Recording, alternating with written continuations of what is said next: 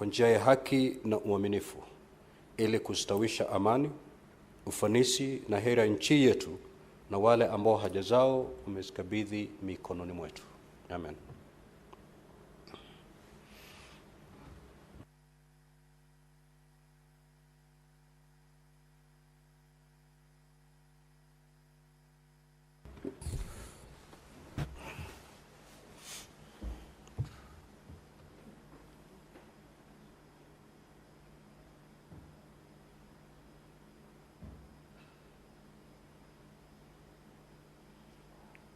Clerk, we have quorum.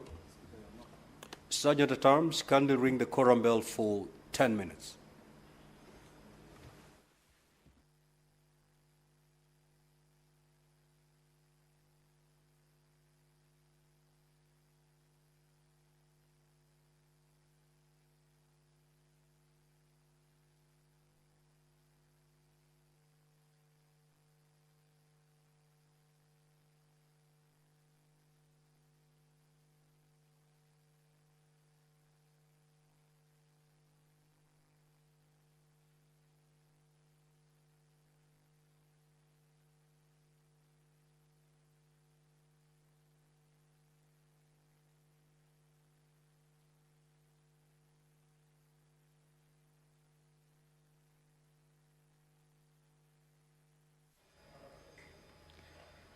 Four minutes past the time appointed for the sittings of the Senate on Wednesday morning.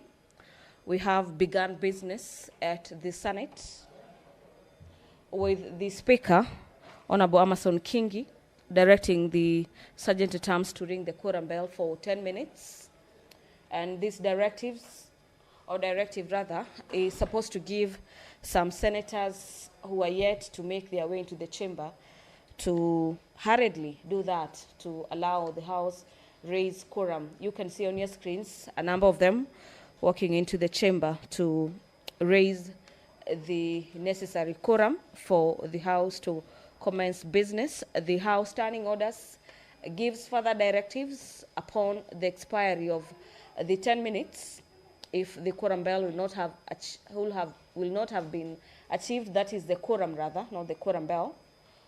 And an extra 5 minutes is supposed to be given, upon which, if after the 5 minutes period of the ringing of the quorum bell, the quorum will not have been attained, then the Speaker has no other option other than adjourn the sitting of the House to the next sitting. It is a Wednesday morning when we are expecting 3 cabinet secretaries to appear before the Senate Plenary. Already the CS for the National Treasury and Economic Planning, CS Mbadi, is already within the presence of Parliament. So immediately the members raise quorum, the business begins. Priority being given to the cabinet secretaries to address areas of concern through question time raised by honorable senators. Before I handed you over, I was taking you through some of the questions where the Senator for Kirinyaga County, Senator James Murango, will finally, in his question 3, be asking the Cabinet Secretary for the National Treasury to outline the challenges faced in the previous attempts to eliminate some of these excessive taxes and levies on tea and explain actions being taken to address them. So in a nutshell, the Senator wants to understand the factoring of taxation measures in the 2025-2026 financial year. This is in the budget process. If the government is planning to eliminate double taxation and other unnecessary taxes, which he claims has been overburdening tea farmers across the country. The Senator for Kisumu will be asking the CS for Treasury what are the immediate measures being implemented by the government to address the extensive delays in the processing of pension claims for the retired civil servants, and could the Cabinet Secretary provide a timeline for the full digitization of pension records and the transition to an end-to-end enterprise resource planning ERP system for a more streamlined process? These are questions, 4 of them, aimed at getting answers on the processing of civil servants' pensions, which are facing issues of delay. Senator Karen Nyamu, a nominated senator from Nairobi County, wants the CS for the National Treasury to state the medium-term strategy to reduce fiscal deficit from the 4.9% to a sustainable level.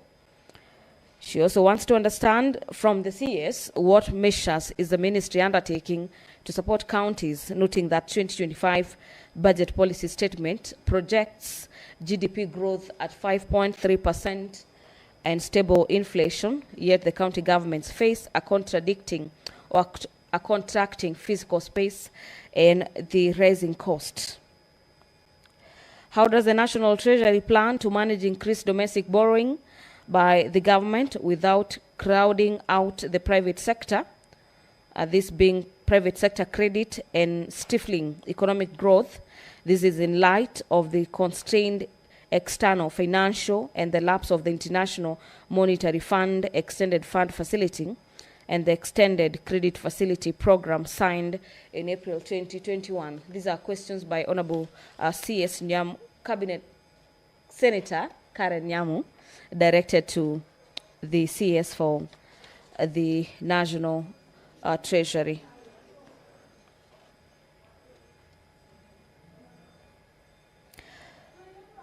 Honorable Senator Miraj wants to understand from the CS for mining, blue economy, what measures has the government put in place to ensure that fishers or fishermen across the country are empowered in terms of education and training that is up to date to enhance the fishing industry. Our questions are 3 in number, are geared towards understanding whether the government has any measures put in place to ensure that it is going to invest in women and training them at the global level on matters fishing and investment into the blue economy business. But away from the questions directed to the various cabinet secretaries expected to appear before the Senate this morning, we have a number of motions as well as bills that senators are expected to consider this morning. The establishment of the National Teaching and Referral Hospitals in Kenya is a motion by Senator for Taita Taveta County, Senator Jonas Maruma, who in his motion seeks to have the Senate urge the Minister of Health to establish national teaching and referral hospitals in the coast, eastern, northeastern, Nyanza, and western region, and not to only establish them, but ensure that they are properly equipped and with modern equipment, medical supplies, and personnel, and that the county governments do allocate more funds to their respective health dockets to adequately facilitate their county level 5 and level 6 hospitals in order to enhance provision of critical health services. According to the honorable senators, the establishment and the allocation of adequate budget for the healthcare facilities will reduce the demand for such services from the national teaching and the referral hospital.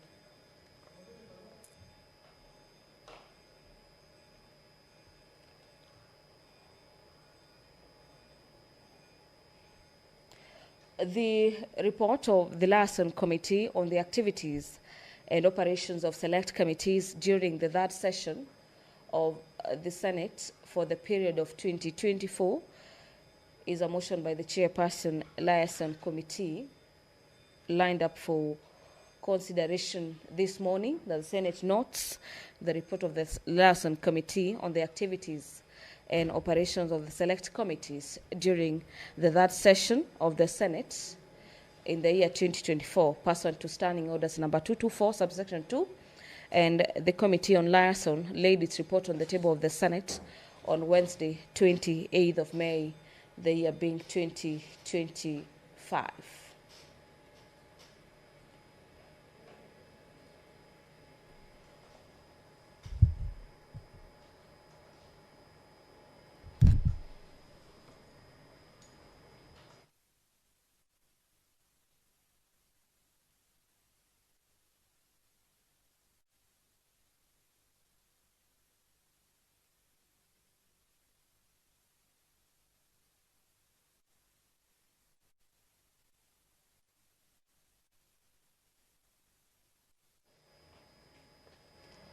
While the search for a quorum at the Senate is still ongoing, we have a deficit of just a few members to attain the quorum of 15 senators for the business to commence.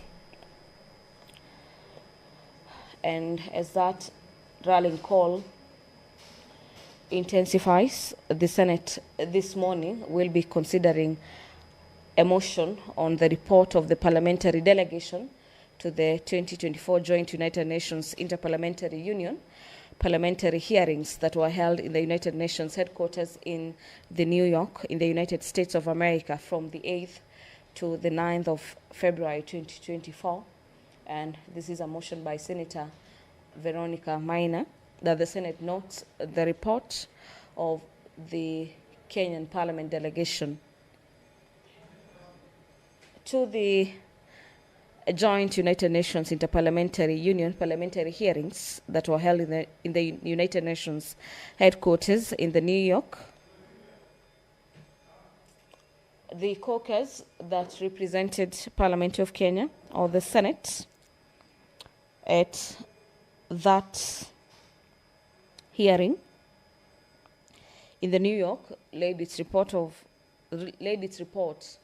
on that process that was held in the United States on the floor of the Senate on the 17th day of September 2024.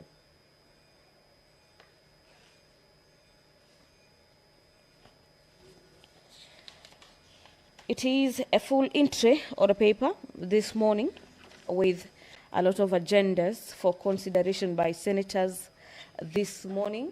We are awaiting the quorum to be attained, whereby we have the quorum bell on ring mode to allow senators to make their way into the chamber this morning to allow the House raise quorum. Senator Moses Kajwang has a motion this morning on the report of the proceedings of the Parliamentarians' Dialogue at the Africa Climate Change Summit of 2023 that was held in the National Assembly's Chamber, Parliament Buildings in Nairobi, between the 3rd to the 6th day of September 2023. In the motion, the Senator for Homa Bay wants the Senate to note the report of the proceedings of the Parliamentarians' Dialogue at the Africa Climate Change Summit that was held in 2023 at the National Assembly's Chamber in Nairobi between the 3rd to the 6th day of September 2023. After the conclusion of the Africa Climate Change Summit, the report on the proceedings of that summit was laid on the table of the Senate on the 2nd day of October 2024.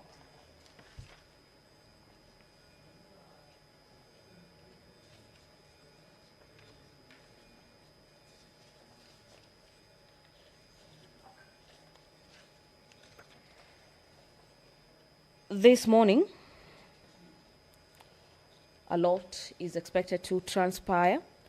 Bearing in mind, we expect 3 cabinet secretaries from the National Treasury, from the docket on energy, as well as the CS for mining and blue economy, as well as maritime affairs, to appear before the Senate this morning to answer some of the questions raised by senators.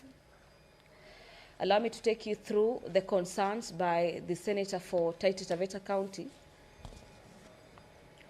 who in motion number 11 in today's order paper is seeking to have the establishment of the national teaching and referral hospitals in Kenya. Senator Jonas Maruma states in his motion that aware that Article 43, subsection 1A of the Constitution of Kenya, Article 43, subsection 1A of the Constitution of Kenya provides for every person to have the right to the highest attainable standard of health, including reproductive health care, and noting that in Kenya we have 5 national teaching and referral hospitals, with Kenyatta University Research and Teaching Hospital in Kiambu County and Moi Teaching and Referral Hospital in Eldoret, Uasin Gishu County being the only ones outside Nairobi County. The Senator is concerned that bed capacity, medical equipment, and human capital in these national teaching and referral hospitals are not sufficient to absorb all patients seeking specialized treatment.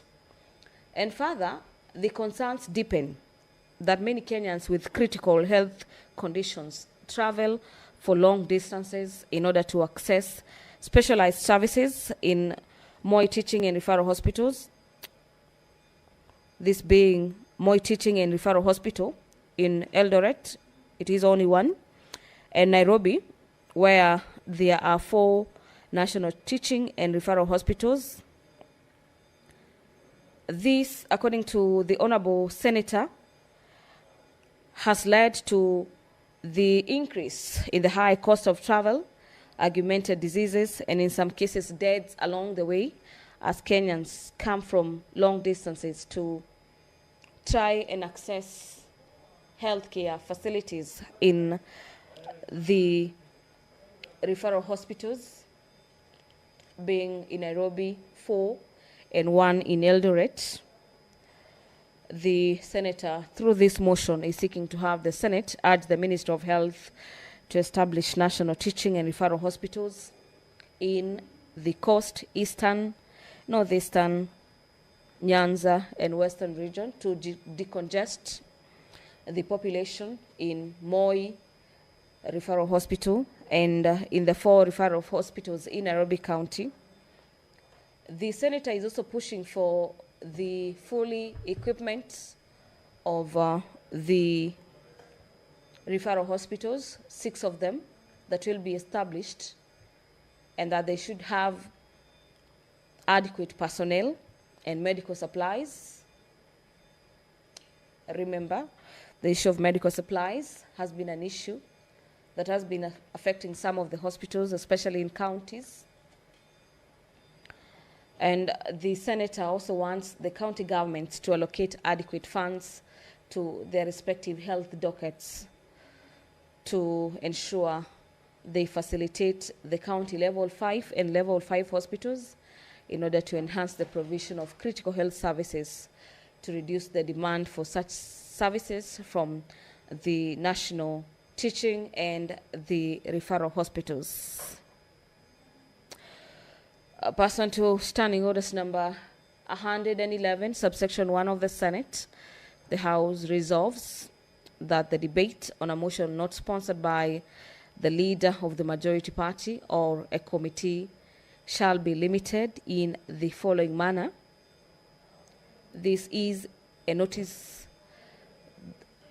of motion that will be moved by the leader of the minority party, that a maximum of 3 hours with not more than 20 minutes for the mover, 20 minutes for the majority party official responder, 20 minutes to the minority party official responder, and 15 minutes to each of the senators speaking, and that 15 minutes before the time expires, the mover shall be called upon to reply. Allow me to hand you over, as the House has attained the quorum this morning. Enjoy your viewing.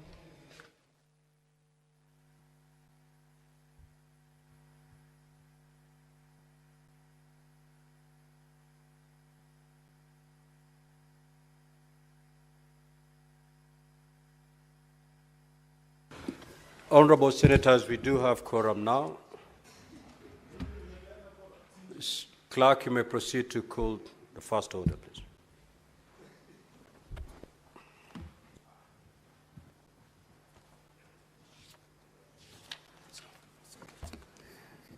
Order number 1, administration of oath. Order number 2, communication from the chair. Order number 3, messages. Order number 4, petitions. Order number 5, papers. Order number 6, notices of motion. Order number 7, questions and statements. Now, Honorable Senators, we do have 8 questions to be responded to, and we have 3 CSs to do that. 4 of those questions are directed to the CS in charge of Treasury. 2 questions are directed to the CS in charge of Mining and Blue Economy, and 2 questions are directed to the CS Energy. Now, looking at the time, Honorable Senators, we need to agree on how we're going to manage time. We are going to start with the CS Treasury, who is going to take us to 11:30, responding to 4 questions, meaning each question is going to be allocated 22 minutes. So at the end of the 22 minutes, we're going to stop and move to the next. If we don't do that, then we're going to overrun the runway. From 11:30 to 12:15, we are going to interact with CS Joho, who has 2 questions. He'll be with us for 44 minutes. And thereafter, from 12:15 to 1 p.m., we are going to interact with the CS in charge of Energy, giving him 44 minutes. So, Honorable Senators, if 22 minutes lapse, it doesn't matter how heavy my dashboard is, we have to move to the next question to save on time. Clerk, do we have the CS Treasury in the House? Thank you. Honorable CS, welcome back to the Senate. We have listed 4 questions that are directed to your ministry. I will therefore proceed to invite the Senator for Kitui, the Honorable Enoch Wambua, to ask question number 034.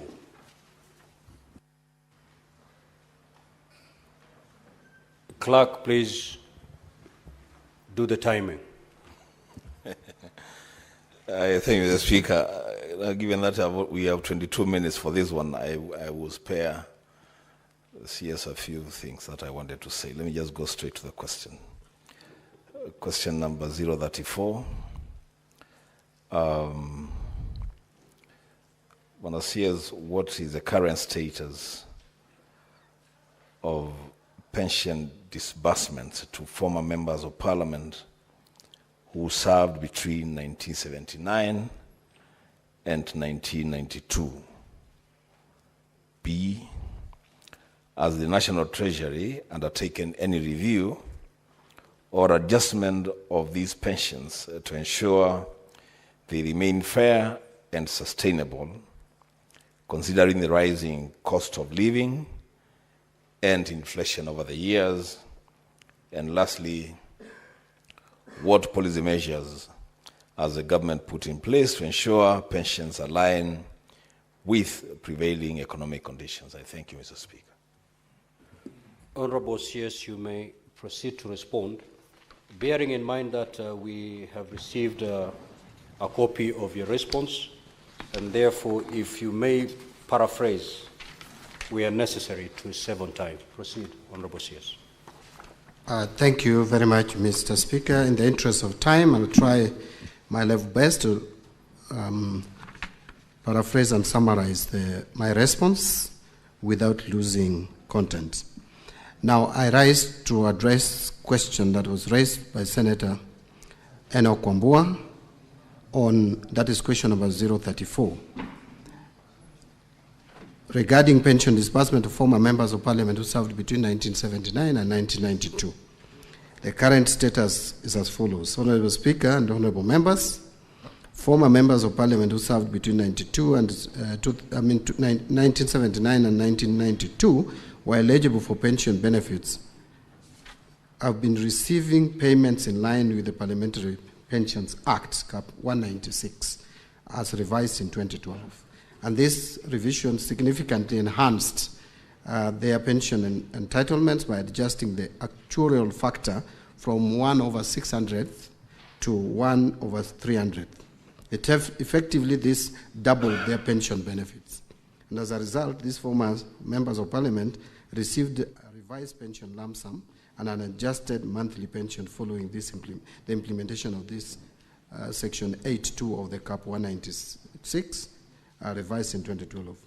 But there are also further efforts to review the pensions which have been guided by the recommendations of a Kiumi Tribunal, which was appointed by the Parliamentary Service Commission to review the terms and conditions of the service for members and staff of Parliament. To implement these recommendations, several legislative attempts have been made. So there have been several attempts to amend the Act to accommodate the Kiumi recommendations, which was recommending at least a living pension of $1,000 per month. There was the Parliamentary Pensions Amendment of 2019, which the bill which lapsed in January 2019. Then there was another Parliamentary Pensions Amendment Bill 2019, sponsored by Honorable John Mbadi, was MP then, and this was rejected on 24th of September 2020 following presidential reservations. It was passed by Parliament but rejected by the President. Then there is the Parliamentary Pensions Amendment Bill by John Waluke, Honorable John Waluke. This is the bill in 2023 to implement 100,000 minimum pension. However, it faced opposition first from the National Treasury, which raised concerns about fiscal sustainability, and of course the SRC, which also deemed the proposal unconstitutional. The Parliamentary Service Commission recommended further consultations with stakeholders. So those three reasons made the bill not to see light of day. So in light of these concerns and presidential reservations, the Parliamentary Departmental Committee on Finance and National Planning recommended the rejection of the bill in its entirety, which was done.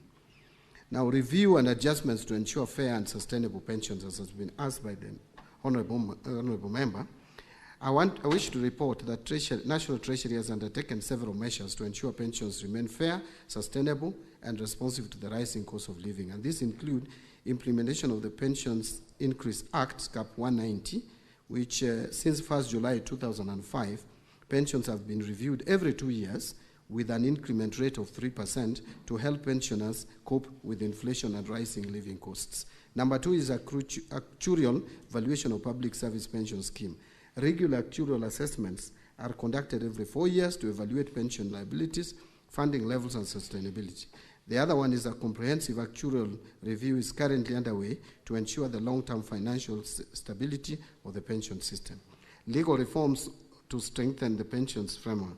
The government is implementing legal reforms to align public service pensions with our constitution and recently formulated national retirement benefits policy.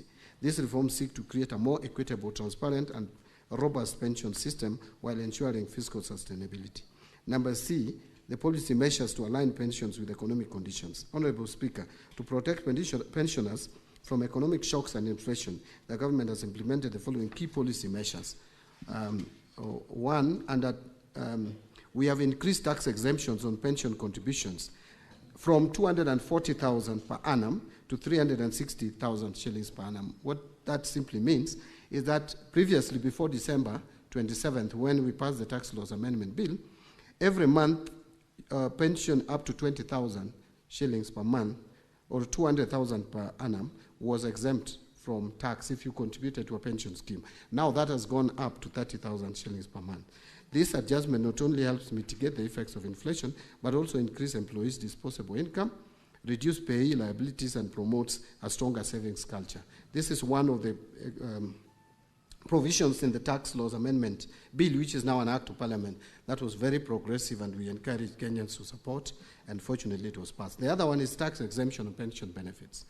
The removal of taxes on pension benefits provides retirees with a higher post-retirement income, improving their financial well-being and ensuring a more comfortable retirement. I wish to report here, Mr. Speaker, that for those who may not know, that from 27th of December last year, anyone accessing his pension is now accessing it without paying any tax. And that is like saving 30% of your entitlement. And I think it has been very progressive. Those who have benefited from the same can attest to that. And also encouraging long-term retirement savings. These tax reforms create incentives for individuals to save more for retirements, strengthening financial security in old age and reducing dependency on government support in later years. We are also strengthening post-retirement medical care. Mr. Speaker, as you are aware, that we are now providing tax exemption on post-retirement medical contributions. If you are contributing to medical post-retirement medical scheme, you enjoy tax exemption. The other one is establishment of post-retirement medical funds. Treasury, through Circular Number 9 of 2024, authorized pension schemes to set up dedicated post-retirement medical funds, ensuring retirees have access to affordable and sustainable healthcare solutions. And Mr. Speaker, I'm sure you're aware that even Parliament is presently in the process of setting up this fund to take care of retired members of Parliament in their medical needs when they retire. And this is to all public servants. Development of an end-to-end pension administration system. The government is investing in a modernized pension administration system that leverages advanced technology to improve efficiency and scrutiny. We are also integrating blockchain and biometric technology, which will enhance the security of pension management, ensure real-time tracking of pension disbursement, and eliminate delays in pension processing. In fact, we are looking towards, in terms of integration of IFMIS for timely remittances, the system will be fully integrated with the Integrated Financial Management Information System.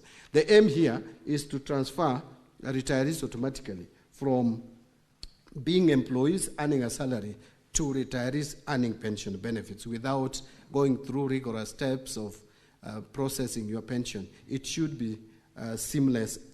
From 1 month to the next, if you retire, you should start getting your pension. And these reforms collectively strengthen retirement security, improve pension fund sustainability, and enhance post-retirement quality of life. Honorable Speaker, the National Treasury, in conclusion, remains committed to ensuring that pension benefits for former members of Parliament and all public service retirees are fair, sustainable, and responsive to economic conditions. We will continue working with stakeholders to explore feasibility solutions that uphold fiscal responsibility while ensuring retirees receive their rightful entitlements. I thank you. Senator Wambua, you may ask your 2 supplementary questions. Honorable Senators, let us avoid speeches. Sure. In the interest of time, go straight to the question. Thank you, Mr. Speaker. Mr. Speaker, 2 quick ones. On question number 1, I expected the CS would give us actual amounts. Actually, that was my biggest interest. With the public money being used to pay pensions, I thought he would give us the actual amount, the lowest. What amount of money is the lowest pensioner earning and the highest earning? Because that will inform his response to the benefits that they have gotten from tax exemption.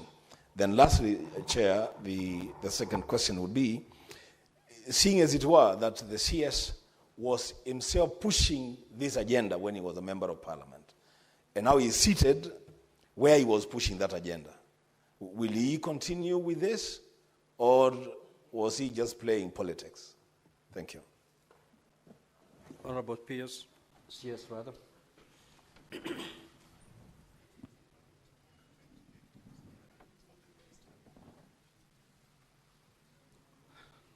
Thank you. On actual amounts that these members earn, I may not have the actual figure, but I'm told the lowest is in the region of about 28,000 shillings per month. It is fairly low, and that is why there was a recommendation from the Kiumi Commission to push it up to a living pension of at least 100,000 shillings per month, or 1,000 US dollars per month. It was, I think, put in US dollar terms. But this, I want to repeat again, that you can only be able to change it if you amend the law, because the law as it is, you cannot change the actual amounts that these honorable members or former members of Parliament earn. In terms of the CS pushing the agenda, yes, I pushed the agenda as a legislator who has the powers to legislate. Now I don't have that power. That power is with members of Parliament to push for legislative amendment. I can only propose to Parliament for an amendment, but I think this is a matter that Parliament is well seized of.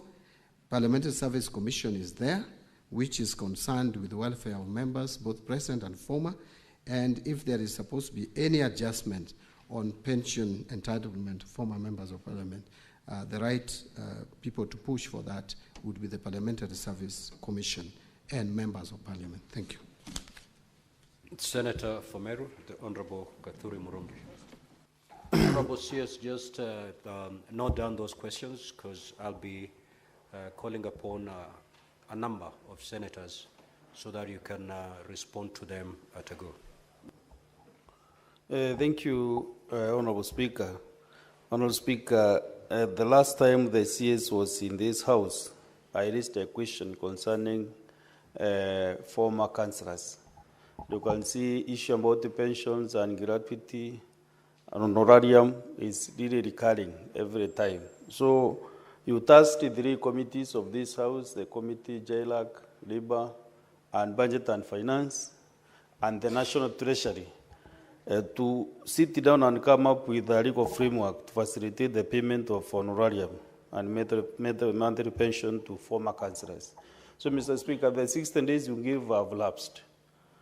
So I was, because the CS is here, I was looking at all the 3 chairs, none of them is in this House, because he is also party to this issue, whether maybe he can give a word on how far they have gone with that discussion on the legal framework, because that is what he said, that is what is lacking, so that he can release the money to the former councillors. Thank you, Honourable Speaker. Senator Boni. Mr. Speaker, my question is on policy. There is a member of parliament from Bungoma who served 4 terms. But after serving 2 terms, it was interrupted. He started enjoying his pension. Then he came back, served another 2 terms. Now when he's gone back, he's unable to enjoy pension of 4 terms. Is it the policy of the government that such a member of parliament should be denied to enjoy pension of 4 terms? Instead, he's being referred to the first 2 years, first 2 terms, Mr. Speaker. The Senate Majority Leader. Mr. Speaker, a quick question. I have on my phone messages to the effect from the people that send me to this House, that when will the minister stop this practice where when public servants retire, they have to spend the next year 2 to 3 years chasing their pension file at Bima House. Mr. Speaker, many of them retired teachers, doctors, public servants. I have seen from the response of the minister that they're actually inputting an integrated blockchain and biometric technology. The only thing that is missing from the minister's answer is when. That's very important for the people that vote for me to come to this House to know that when they serve the public and eventually they retire, then they will receive their pension at the next month after, because that is how modern world should work, Mr. Speaker. Therefore, that's my humble request to the minister to know when. I thank you, Speaker. Senator John Newton. Thank you, Mr. Speaker. My question is not very different from what the majority leader has asked, and it particularly concerns teachers and police officers who are retired. Mr. Speaker, you will be told by the TSC, once you follow up, that the TSC has made all the necessary documentation and referred the same to Treasury. And why there are delays is because there is delayed disbursement by Treasury. And Mr. Speaker, I would want the CS to tell us what he is doing to prevent abuse of Article 223, because that is clearly where the problem with delayed disbursements are happening, where money set aside for a particular purpose like this for settling, for sorting out pensioners under Section 223, Article 223, then such monies are drawn and taken to other use.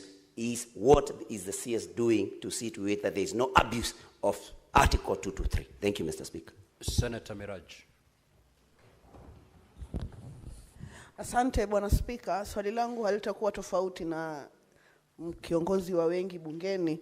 Tuko na tatizo sawia katika sekta ya posta. Wale waliostaafu bado wanahangaika kutafuta marupurupu yao ya uzeeni. tungependa waziri atueleze kuna shida gani wakati watu wametumia ujana wao kuitumikia serikali yetu, na wanapostaafu, wanapofika uzeeni, wanaanza tena kuhangaika kutafuta kiinua mgongo chao. Senator Lenku.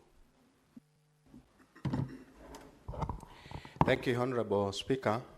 I think we also have the same sentiments on the issues of KCC staff, where we have a problem that 300 million has been a problem for retirees who retired so many years ago. And the national government, the government has never paid these retirees 300 million only, and that case is National Treasury. Could the Cabinet Secretary just shed the light on that? Otherwise, they will die before the 300 million paid. Senator Eddy. Thank you, Mr. Speaker. Apart from people who don't get pension, there are people, Mr. Speaker, who actually get their pensions and they get stolen. I wanted to ask the CS whether he's aware that this is a project that is going on, where pensioners, especially teachers, we have got a number of cases that there is collusion with banks where their money gets up being defrauded from them. And specifically, if he's aware, what is the regulator under him doing, that is the CBK, to be able to deal with these issues in conjunction with the Treasury as well? Honorable CS, you may respond. You have exactly 6 minutes to do so.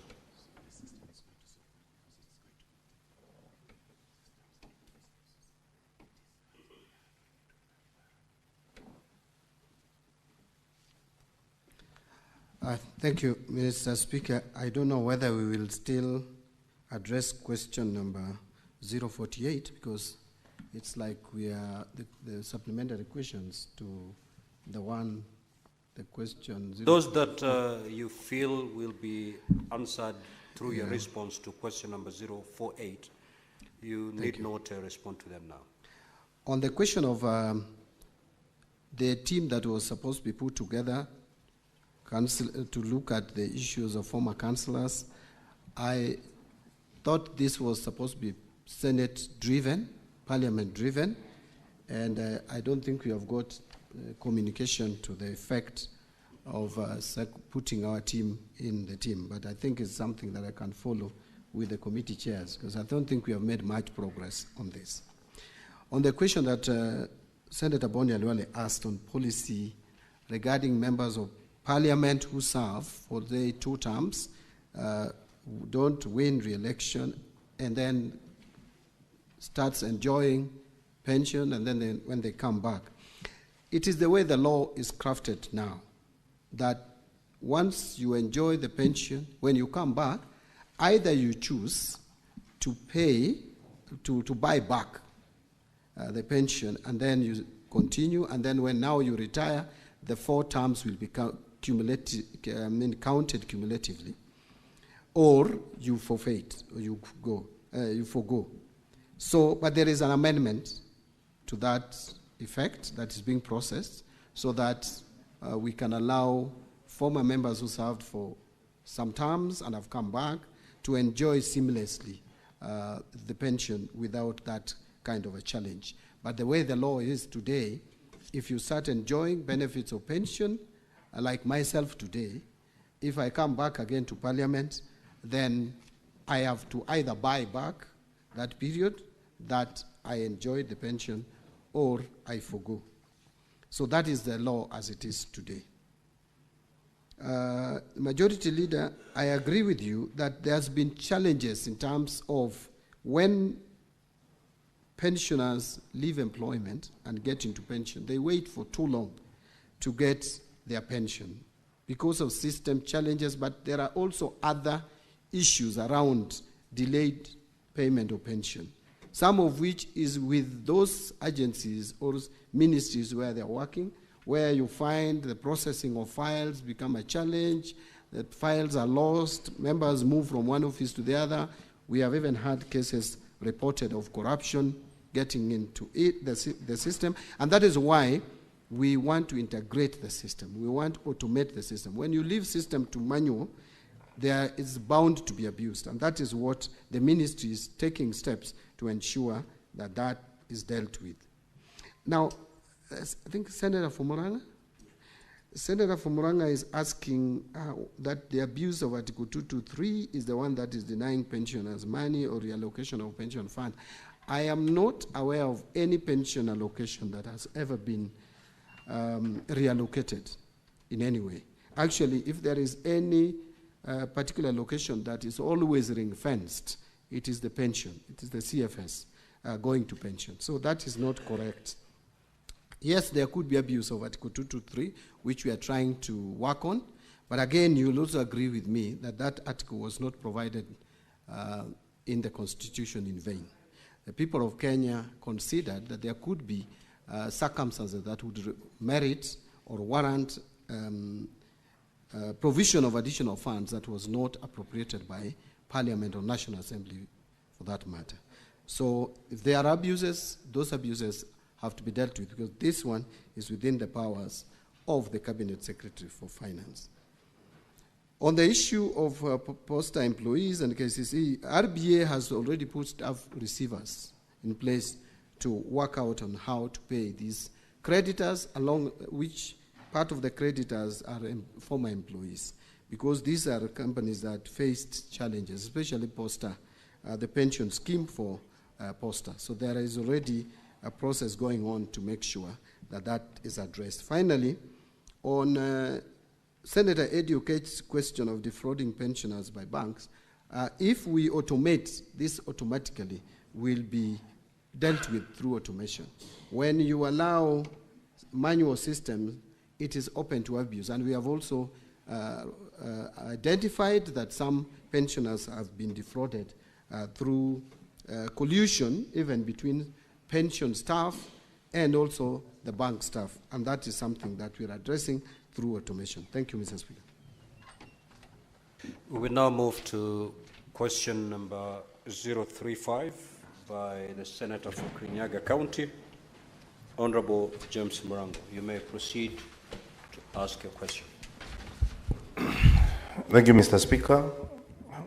My questions are as follows. A, could the Cabinet Secretary provide a breakdown of all taxes and levies imposed throughout the entire tea supply chain? And B, what specific taxation measures is the Ministry planning to implement in the financial year 2025-2026 to eliminate double taxation and other unnecessary taxes that overburden farmers and stakeholders in the tea industry?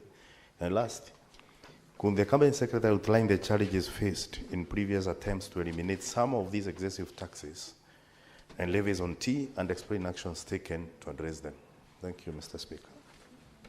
Honorable CS, you may respond. Now, Honorable CS, I note that the response is fairly lengthy. In the interest of time, please just try to paraphrase it, because we have, we already have hard copies with us. We'll be following as you paraphrase. Yeah, thank you, Mr. Speaker. I notice also that my response is fairly too long. I will not go through my response in the traditional way. So, question number 35 by Senator James Murango was on taxes and levies imposed throughout the entire tea supply chain during Senate Plenary. The first page is basically talking about the significance and importance of tea as the tea subsector as one of the drivers of economic growth in this country. We all know the contribution of tea to our economy. So I've just explained that in line with the bottom-up economic transformation agenda, or better if you like. Now, in the financial year 23-24, the government implemented a number of interventions specifically for the tea subsector, which included provision of processing equipment to tea cooperatives and establishment of a tea value addition hub and promotion of investment into the hub, export market development and export promotion, and provision of fiscal incentives and establishment of warehouses for value-added tea in key development markets. So these are reforms that are ongoing. I've also indicated how much tea has been contributing to our economy. Export earnings, I've already also explained how much we are getting in terms of export earning contributed by tea subsector. So in the financial year 25-26, as outlined in our budget policy statement of 2025, the government will be executing the following key intervention to further boost the tea subsector, and that is already enumerated: value addition, market development, farmer support. So these are explanations about what the government is doing, and infrastructure, putting up infrastructure, especially like in Dongo Kundu, special economic zone, and constructing research and development facilities for tea. So coming back to the question, where I was asked to explain or provide a breakdown of all taxes and levies imposed throughout the entire tea supply chain, I want to say that tea subsector benefits from numerous tax incentives, in fact, that supports its growth and sustainability, making it a thriving subsector. So this subsector is one of the subsectors that is actually cushioned, that is actually enjoying incentives, as opposed to getting to a sector that is subjected to additional taxes. So there is no VAT. I've just explained some of the exemptions or tax incentives, especially on VAT. I have said that there is no VAT charged at this level, at the farming level for tea. There is no VAT on inputs such as fertilizers. There is no, there is agricultural services are exempt from VAT. Agricultural farming tractors are exempt from VAT. I've also indicated that imported agricultural machinery used for land preparation are duty-free, but only attract VAT at 16%. Railway development levies at 2%. IDF is at 2.5% of the customs value. Tea processing, 100% investment deduction by tea factories located outside the cities of Nairobi, Mombasa, or Kisumu are also exempt. In fact, I think we should now add Eldoret and Nakuru, although there is also a thinking that we should remove this requirement at all of only cities, because cities are becoming many, and again, we feel it is unfair to the cities. Machinery used for tea processing is currently duty-free under EAC common tariff, external tariff. Income of an entity, including tea processing factories, are charged corporation tax at the rate of 30% like any other factory. Processed tea sold in the domestic market is subjected to VAT at 16%. Transportation services on unprocessed tea are exempt from VAT, and processed green tea is VAT exempt, and locally purchased tea for value addition before exportation is zero rated. Marketing and distribution. Under marketing, tea brokerage services enjoy exemption from VAT. Locally purchased tea for value addition before exportation is zero rated. So, Honorable Speaker, manufacturers of packaging materials locally for uses by exporters of locally produced goods such as tea and horticultural products import raw materials duty-free under the EAC duty remission scheme. Packaging materials of all goods, including packaging for tea, also attract 16% like any other. Imported packaging materials attract excise duty at the 25% of the excise value, but I will give the latest information about that. Various government agencies charges fees or levies for services rendered to producers or manufacturers. Now, but I want to just point out, Honorable Speaker, two things. That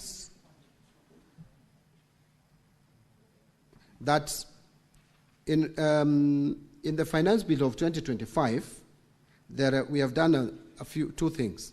Number one, we are proposing to exempt packaging materials used for tea and coffee from VAT. This exemption will only apply when packaging materials are imported or locally purchased, with a recommendation from the Cabinet Secretary responsible for agriculture, given that the use of these materials isn't exclusive to coffee and tea packaging. This measure aims to protect these crucial sectors while also safeguarding government revenue. But the second thing that we have done is under custom duty.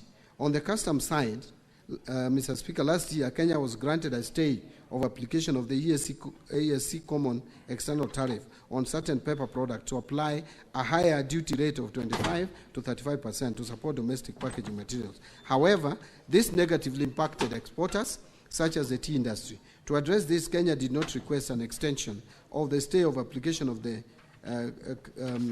EAC Common External Tariff. on these paper products during this year's ESC pre-budget consultations, which I led in Arusha. And actually now, Mr. Speaker, I want to report that we have gone back to the ESC CET rates of 10% like any other country in the East African region. On question number 35B, what specific taxation measures is the ministry planning to implement in the financial year 25-26 to eliminate double taxation and other necessary taxes that overburden farmers and stakeholders in the tea industry? I wish to respond as follows. I would like to clarify that there is no double taxation in the tea subsector. As regards to specific tax measures for the coming financial year, we are currently reviewing submissions from the public, but we have already reviewed the submissions from the public anyway. I think this answer should be amended to read that we have already considered and have just read some of the steps that we are taking to reduce taxation, which would support the tea subsector. So I have mentioned that the various incentives. I don't want to repeat them again. I want to go straight to 35C, Mr. Speaker. Could the Cabinet Secretary outline the challenges faced in previous attempts to eliminate some of these taxes and levies on tea and explain action taken to address them? I wish to respond as follows. While there may be challenges affecting the tea subsector, Honorable Speaker, the national government continues to extend numerous incentives to the subsectors outlined above. From consultation with the regulations of the tea subsector, various actions by various government entities are ongoing to address the burden of the fees or levies in the tea subsector. Some of these measures include enactment of Tea Act 2020, which reduced the management fee payable by tea factories from 2.5% to 1.5%, thus saving tea farmers approximately 1 billion annually from management fee to Kenya Tea Development Authority. There is the ad valorem levy of 1% of the customs value of exported teas, which was scrapped in 2016. The agricultural produce cess of 1% of green leaf was also scrapped in 2016, saving quite significant amount. And since July 2016, the government replaced the levy scrapped with a government grant to fund operations of Tea Research Institute and Tea Board of Kenya, which support the tea industry development programs such as research in tea, trade promotion, and market development, amongst others. In conclusion, Honorable Speaker, Kenya's tea industry remains a vital pillar of our economy, supporting millions of livelihoods and contributing significantly to national development. Through the bottom-up economic transformation agenda, the government is committed to strengthening the tea value chain to ensure sustainable growth. I thank you. Honorable Senator James Morango, you may ask your 2 supplementary questions. Asante sana, Mstahiki Spika. Mstahiki Spika, swali langu la kwanza zilikuwa kwa takwimu waziri aweze kupeana zile anda na kondi zote ambazo zinalipwa na wakulima majani chai. Mstahiki Spika, nimeona amejibu na kusema venye serikali inafanya ambayo ni sawa, lakini jibu langu hakujibu. Mstahiki Spika, kulingana na nakala niko nazo, mkulima majani chai kutoka mbunge la kitaifa, kutoka serikali kuu mpaka zile za ugatuzi, analipa anda na kulipa kondi tofauti 42. Na nilipokuwa mwenyekiti wa kamati ya ukulima, tulikuwa tumekaa chini na kuwa tumeelewana kwamba serikali itajaribu kupunguza hizi. Lakini kwa sababu ambazo sijaelewa, waziri hakuziweka wazi. Kwa hivyo ningetaka kusema, Mheshimiwa Spika, kwa swali hilo sikuridhika na majibu ambayo waziri amepeana siku ya leo. Kwa sababu, Mstahiki Spika, nilikuwa natarajia kama ni taasisi ama halmashauri ya kuokota kondi, inaokota kondi zaidi ya 5 hapa. Ukiangalia halmashauri ya Nema ina kondi inaokota. Ukiangalia kama ni taasisi yafa kuna kondi inaokota. Ili tuweze Mstahiki Spika, kujibu swali na kuendelea mbele, ningeomba waziri anapoenda anijibu hili swali ili niweze kusema na asema. Swali la pili, Mstahiki Spika, ni kwamba katika bunge la kitaifa kuna nakala ambazo waziri aliweza kupeleka pale mwaka huu, ambayo ilikuwa ina kondi mpya ambazo zilikuwa zinafaa pia kutozwa wakulima kahawa. Mstahiki Spika, hiyo sheria bado iko katika bunge la kitaifa na niko na nakala hapa ambayo iliwekwa katika gazeti la kiserikali. ningetaka kuuliza Wasili, kilimo cha msingi kitawekwa kondi mpaka lini? Kwa sababu nchi zinazoendelea kilimo msingi cha msingi hakiwekangwi kondi na anda ili mkulima aweze kunufaika na mazao yake. Asante sana Mr. Speaker. Honorable CS, you may proceed to respond. Mr. Speaker, I tried to put together some of the taxes that are and levies that are put or charged on tea right from the farming level. I put a paragraph. The tea processing, I put a paragraph. Marketing and distribution, I also put a paragraph. If the honorable member has any other levies that need not to be there, I think the best thing to do is to recommend for those levies to be removed. But as far as I'm concerned, I have enumerated what I am aware of are taxes and levies on tea. I think he has talked about some amendment that is in Parliament to put some charges on coffee. Maybe you, Honorable Speaker, with your permission, you can explain again. You can come and repeat the question again. Mr. Speaker, ukinipa nafasi nitamwonyesha waziri.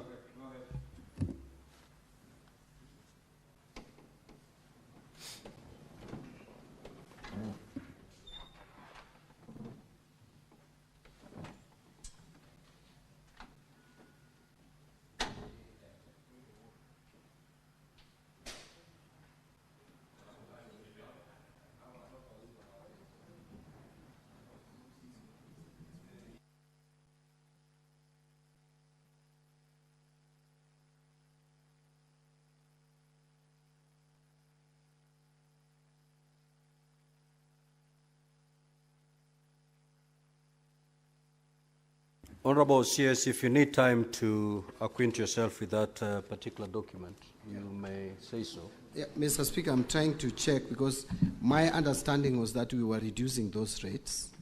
And so it's just demonstrated to me the rates that are on the first schedule and the second schedule. My understanding is that those rates were coming down.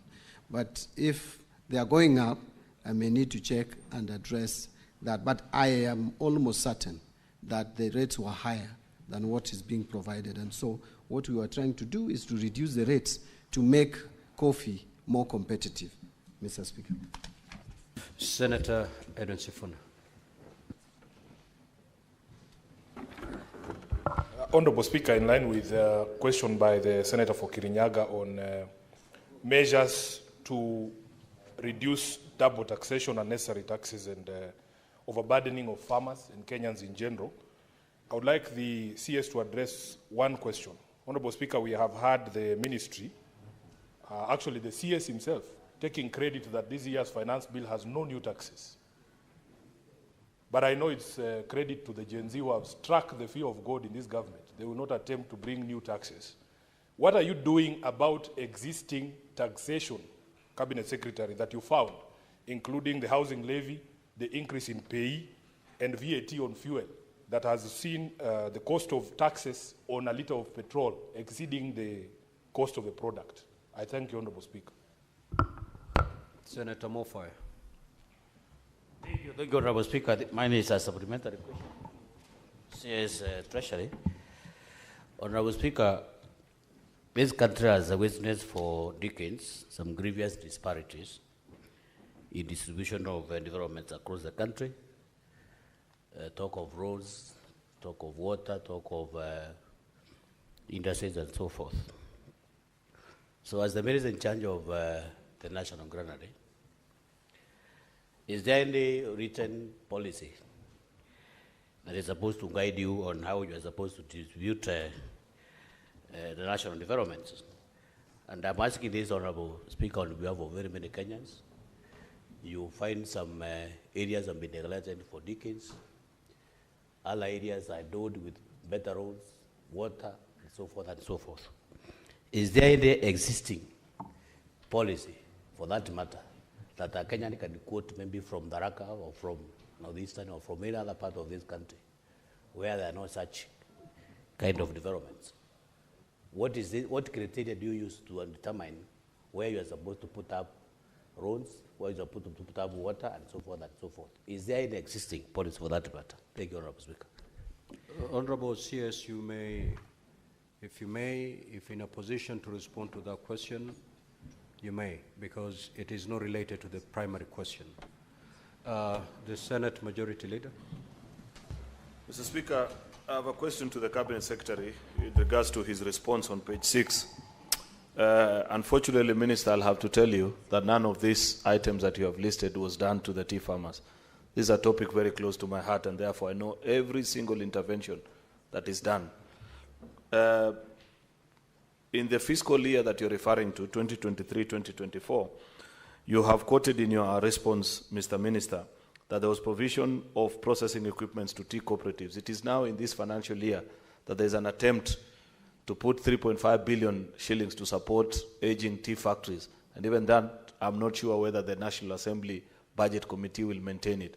So I'll have the Minister check with his records and the people in the ministry whether any of this has been done, because to the best of my knowledge, there is no tea cooperative that was supported with this.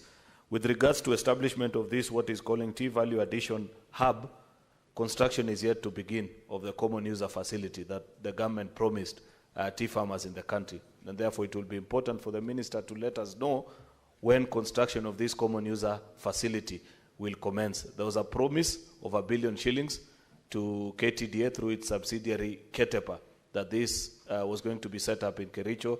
I do not know to this date, Mr. Speaker, when that facility will be available for farmers. The same can be said, Mr. Speaker, about Part C of his question, because it needs to be quantifiable. If the minister had given us the specific figure of how much that export market development the government committed to, we'd appreciate, because it is one of the interventions that we seriously need. Lastly, Speaker, just a comment to the minister, because, you know, we are representatives of people, and when there's an opportunity, I appreciate that transportation of tea to factories is VAT exempted.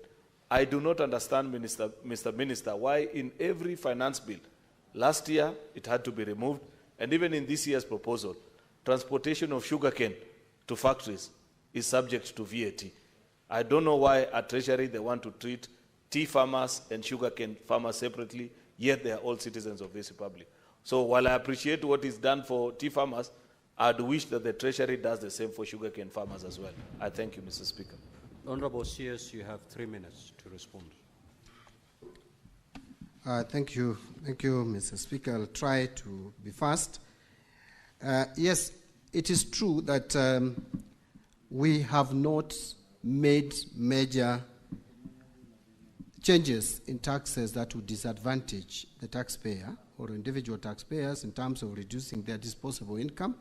And this was a commitment. Yes, I know Senator Sifuna is attributing it exclusively to Gen Z. Partly true, partly not true.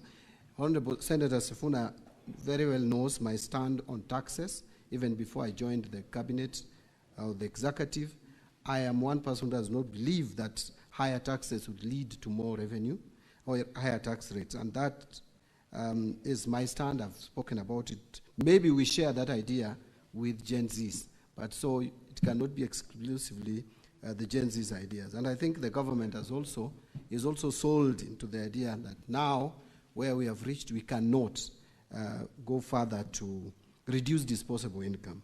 On housing levy, I think there is a discussion around seeing how to restructure it, because again, it has serious benefits, in my view. Quite a number of projects are coming up, but at the same time, the individual employees, those with pay slips, have complaints, which you cannot ignore. So a lot of restructuring is going on, and I am sure that more pronouncements will come in due course.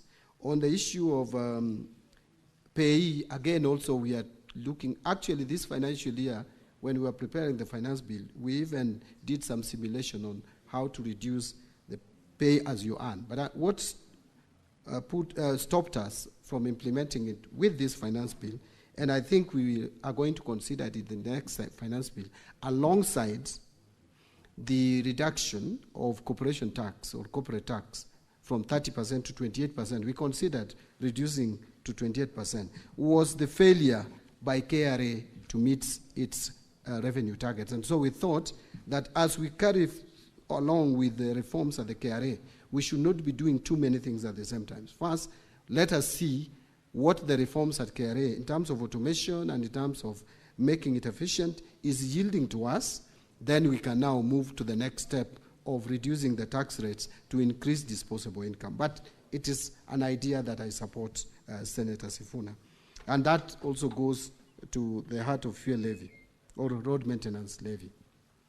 On distribution of development across the country, yes, Senator, it is true, Mr. Speaker, that over the years since independence, that we have not been very fair and objective as a country in terms of distributing or budgetary allocations to regions. And this is what has brought the tension that we have in the country, where people believe that for you to get development, then your people should be the ones in power. And I think devolution was meant to cure this, but it's still at the same time, still it has not been fully cured. We are trying, and it is not something that you are going to do in a day, to try as much as possible to be equitable in the distribution of resources. And I think the budget that we have produced addresses it to some extent. It has not fixed it, but addresses it. Take, for example, and I've given this example, that since independence, the children in Tana River have been eaten by crocodiles as they crossed River Tana going to school. For bridges, one bridge costing just 100 million, yet you find many of us have tarmac roads up to our homes. It is not fair. So many of us have tarmac roads up to our homes. So many of us have piped water in their houses, even in rural areas. Yet Tana River, those children, for just 100 million, have been eaten by crocodile. That is, we cannot live in such a country of iniquity. So, inequitable resource distribution. Remember, for the first time, I want to say here, Dadaab constituency, for example, is going to see 30 seconds more. The first tarmac road. And I can go on and on. You see the first major road in northern Kenya being under construction since independence, all the way from Meru, Isiolo, going to Garissa, Wajir, all the way to Mandera. 740 kilometers being done in this government to enhance equity. Now, the majority leader talked about, I can just answer the majority leader by saying that I am going to follow through some of these initiatives, including the support to tea cooperatives, common user facility, and all that. We have put some allocation in the budget. I hope they will not be taken away by the National Assembly. And then I will make sure that the monies are released, or the exchequer is released, to support the tea sector. Thank you very much. We now move to question number 048 by the Senator for Kisumu, Honorable Tom Ojenda. You may proceed to ask your question. Thank you, Mr. Speaker. Yes, Deputy Speaker. Honorable Speaker, I'm very much aware that you are constrained by time, but you know, Mr. Speaker, when members are asking questions not related to the subject matter, as we come from areas that you know the best in the world, and under question to the CS, but when now we start digressing and we don't ask the prime questions, Mr. Speaker, then some of us will be lost. So, Mr. Speaker, can you give me a latitude just to ask you one question? So that... Honorable Senators, this is not for me to tell you. The standing orders are very clear. If you read Standing Order 51C, 7A, and B, it's very clear that one, you need to ask one question, and that one question must be related to the primary question. Now, if you take to the floor and give us a speech, time doesn't stop running. For those who feel they have more questions to ask the CS on this particular subject, you can always pose that question, and we'll invite the CS to come back. This should not be the end of responding to questions related to taxes on agricultural produce. Senator Tomojenda, proceed.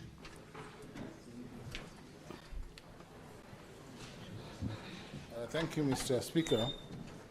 Mr. Speaker, my question number 48 goes to the CS Treasury, CS John Mbadi. It's in four parts.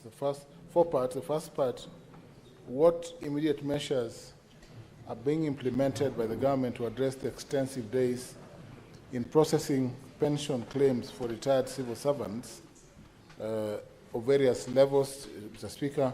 And could the Cabinet Secretary provide a timeline for full digitization of pension records and transition to an end-to-end enterprise resource planning ERP system for a more streamlined process? That's part one of the question. Mr. Speaker, part two is on the processing of pension and the pervasive corruption claims. How is the ministry addressing the pervasive corruption and bribery within the pensions department, including claims of pension payment to non-existent or ghost pensioners? Part three, Mr. Speaker, what is being done to ensure that pension funds, which have persistently faced significant carryovers due to underfunding and liquidity challenges, are prioritized and allocated adequate funding in future budgets? And lastly, Mr. Speaker, part D, could the CS Treasury explain why any proposed regulatory reforms aimed at harmonizing outdated pension laws with contemporary digital financial management practices? Thank you, Mr. Speaker. These questions are born out of the delays in payment to pensioners. Thank you, Mr. Speaker. Honorable CS, you may proceed to respond. Now we have 15 minutes. Those 15 minutes to be utilized by the CS in responding to the question, and also to be utilized by honorable senators in asking supplementary questions. Yeah. Now, honorable CS, your response is fairly lengthy. Please paraphrase it to allow honorable senators time to interact with your response. Yeah, thank you, Mr. Speaker. I think I'll take 3 minutes just to go through the response. I'll not read it verbatim. Measures being implemented to address delays in pension processing and the transition to a digitized pension system. A number of steps we are taking for comprehensive review. One is timely submission of retirement notices. Employers are required to notify employees of retirement at least 1 year in advance, and to submit pension claims to the pension department 9 months before the official retirement age. Number 2, verification and documentation. Pension payments are contingent on complete and accurate documentation from retirees and employers. Incomplete submission, disputes, or litigation. Number 3 is processing at the pension department. Once a complete pension claim is received, the department processes it within 90 days, as stipulated in the National Treasury Citizens Service Delivery Charter. Then we have exchequer releases, which is also another challenge. Payment of pension gratuities depends on the availability of funds, which is influenced by national revenue inflows. So to improve efficiency, these are the measures that we have taken. One is deployment of pension officers to key MDS. So we have made sure that key MDS, like TSC and others, have pension officers. The National Treasury has deployed 18 pension officers to the Teacher Service Commission, for example, to expedite the verification and submission of the pension claims. Number 2, strict enforcement of early submission policies. MDAs are mandated to submit pension claims 9 months before an officer's retirement date. Number 3, system enhancements and technical support. That is, pensions management information system is undergoing significant upgrades to reduce manual interventions and improve efficiency, and also enhance data security. Review of the pension legal framework is also being undertaken to align with the emerging needs and improve the sustainability and efficiency of pension payments. National Retirement Benefits Policy. The Cabinet has approved the National Retirement Benefits Policy which was approved on 3rd November 2023. This policy aims to harmonize retirement benefits, improve governance, and enhance sector growth. Public awareness and sensitization is also ongoing, is also being conducted, workshops being conducted, and sensitization programs on retirement. Recruitment of additional pension officers. To enhance processing capacity, the Treasury recruited additional pension officers in 2021, followed by 6 deputy directors in 2024, with specialized expertise in pension administration. Number 8 is the re-engineering of the pension management information system. The Treasury has onboarded a contractor to develop an enterprise resource planning solution which fully digitizes pension, and that online claim submission will be done, self-service portal, automated approvals, integration with key government databases is also being addressed. So number B was the question. So the system is expected to be fully rolled out by 1st July 2025. This will help us now, like what I said before, that we will automatically transit those who are from the payroll to the pension payroll. Addressing corruption and bribery in pension administration. First, we are doing the following: strict pension verification procedures that it's being instituted, and this will help us reduce errors, fraudulent submissions, and unauthorized payments. Collaboration with financial institutions, like the case that Senator Eti Okech spoke to earlier. We are working with commercial banks and financial institutions to monitor dormant pension accounts, flag suspicious activity, and prevent unauthorized withdrawals. Open plan office layouts. Pension Department has restructured its office setup to enhance transparency and accountability, reducing opportunities for unethical conduct. Decentralization of pension services through Huduma centers, following retirees to access services without unnecessary bureaucracy or middlemen. Number 5 is integration with the National Death Registry. The Treasury is integrating biometric verification with the National Civil Registry to detect deceased pensioners in real time and prevent continued payments to non-existent beneficiaries. Biometric pension verification and e-pension system has also been implemented. Collaboration with the investigative agencies to deter cases of corruption. Now, number C is ensuring adequate budgetary allocation for pension payments. That was also asked. The Treasury is committed to ensuring that pension obligations are fully funded and liquidity challenges are minimized. And to achieve this, prioritization of pension payments. Pension payments are treated as a first charge obligation in the national budget, ensuring they are allocated sufficient funds. So it is in the CFS as a first charge. Addressing carryovers and cash flow constraints. Outstanding pension obligations due to cash flow challenges are prioritized in the subsequent budget cycle. Like 2023-24, we carried forward 23 billion. That is pension unpaid at the end of the financial year. That became the first charge and was paid in the 2024-25. But that has also put a strain on our 2024-25 finances. But now I'm happy to report that as we speak, in fact, between 30th of April and 21st of May, it would interest you, Mr. Speaker and the honorable members, that within those 3 weeks, we paid a total of 17 billion, 17.4 billion to the pensioners. And now we have a balance to pay of only 16.9. So compared to last year, when we carried over 23, up to date, and the year is not yet over, we have 16.9 billion to pay. And I think we are going to do much better than last year, although we should do 100%. Addressing carryovers, I've spoken to. Timely issuance of monthly pensions, again, that is one of the steps that we are taking. Regulatory framework for pension administration. The National Retirement Benefit Policy approved in November 23, together with the provisions of the Constitution, provide the foundation for modernizing and aligning pension laws with contemporary economic and demographic realities.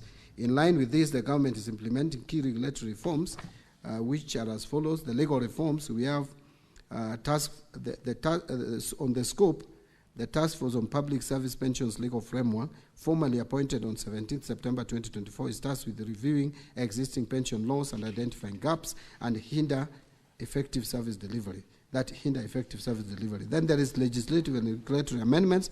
The task force will propose comprehensive reforms to enhance efficiency. Then we are also doing benchmarking with international standards. The review will incorporate lessons from countries with well-established pension systems to ensure a robust and globally competitive pension framework. Number two, engineering the pension management information system. Again, I talked about this, eliminating paper-based processes, empowering pensioners with self-service capabilities, accelerating processing through automated approvals, enhancing security and accuracy through system integration. So the key here is automation. If you automate pension system, as we have indicated, then you'll solve a number of these issues. And I've said from 1st July, we are onboarding the system, and it will enhance efficiency. Now, finally, I think is reforms to enhance financial sustainability, transition from defined benefits to defined contribution.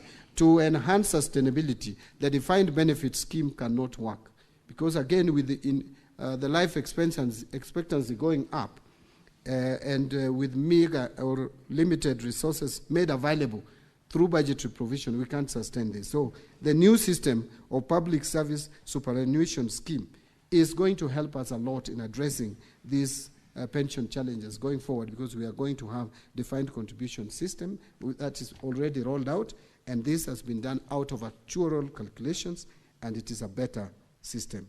So in conclusion, Mr. Speaker, the National Treasury recognizes and values the contribution of retired civil servants, remains steadfast in its commitment to ensuring that their pension benefits are processed efficiently, transparently, and without undue delays. The measures outlined above are transformational and will ensure that Kenya's pensions administration is modernized, digitized, and aligned with international best practices. I submit.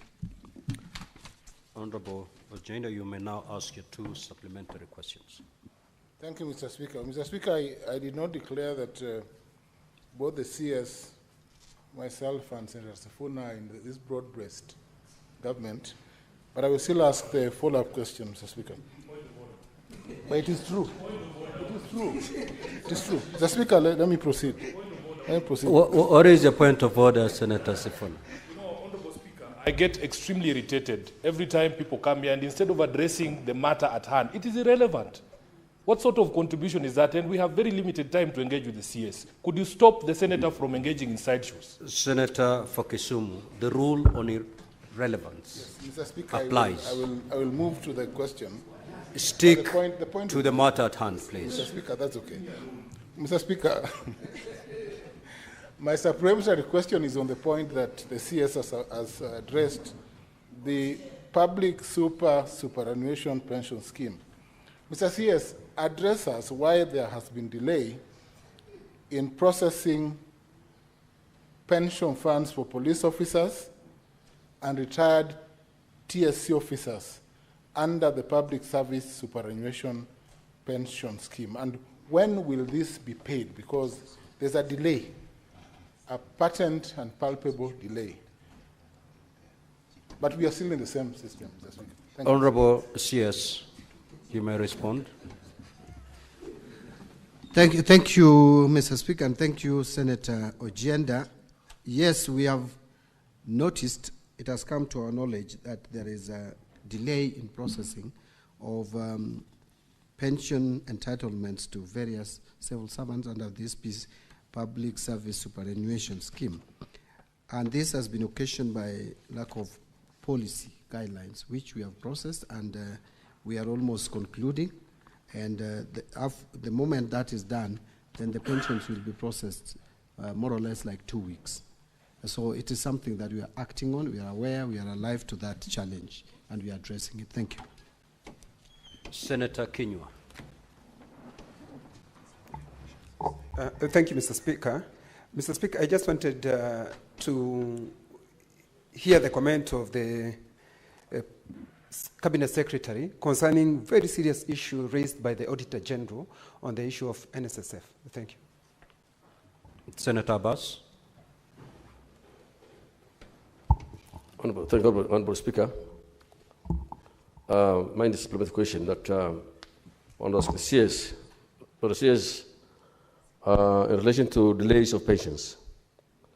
In the past, we used to have disease thresholds where the aged pensioners used to access their money and through the post banks. But of late, they've been told to go to banks.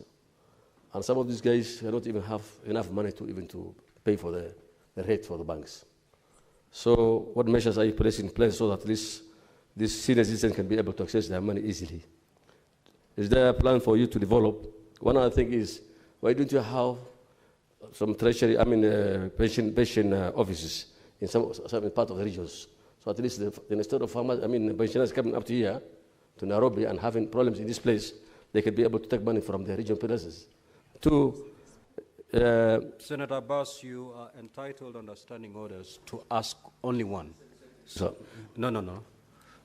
Senator Karungo Thangwa, Senator Mudama, Honorable CS, you may proceed to respond.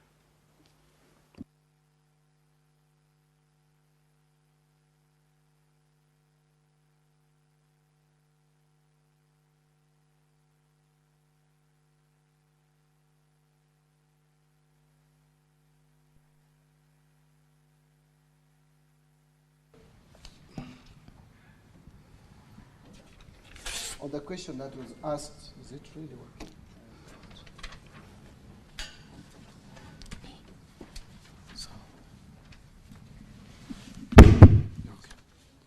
It's much better.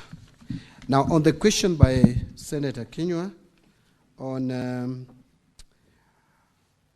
the NSSF, I guess this is a question relating to the release by Auditor General or the Office of the Auditor General regarding there is investment by NSSF on some government bonds, and that has some challenges. First, I wish to state that pension funds have some kind of independence in terms of managing the pension investment, and they have they recruit custodians and fund managers to do that and advise them on how to invest, where to invest. So if there are mistakes that they committed in terms of investment, then there is a process that would deal with that.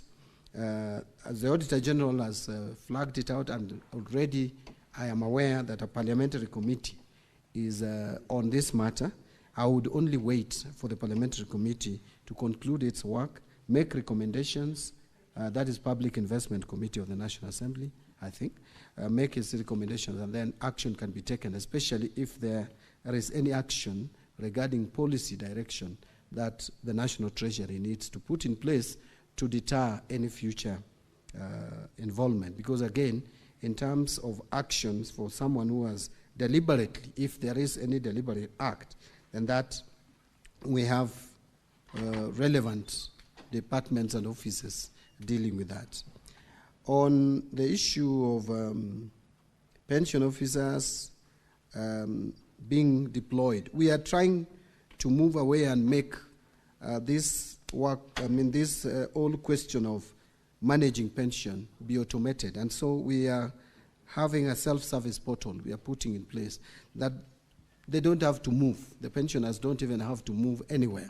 Even at the comfort of their homes, they can access almost all the services that they need without going, including if they have a system of accessing their banks. They would just file documents and start withdrawing money to their phones from the bank, and it becomes very easy. And we have also put in place services at Huduma centers to support this. Thank you. I think that's what I would say on this. Thank you, Mr. Speaker.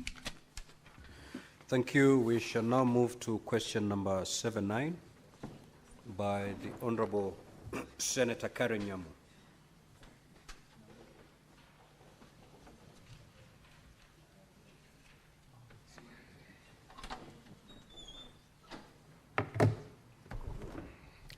Thank you, Honorable Speaker.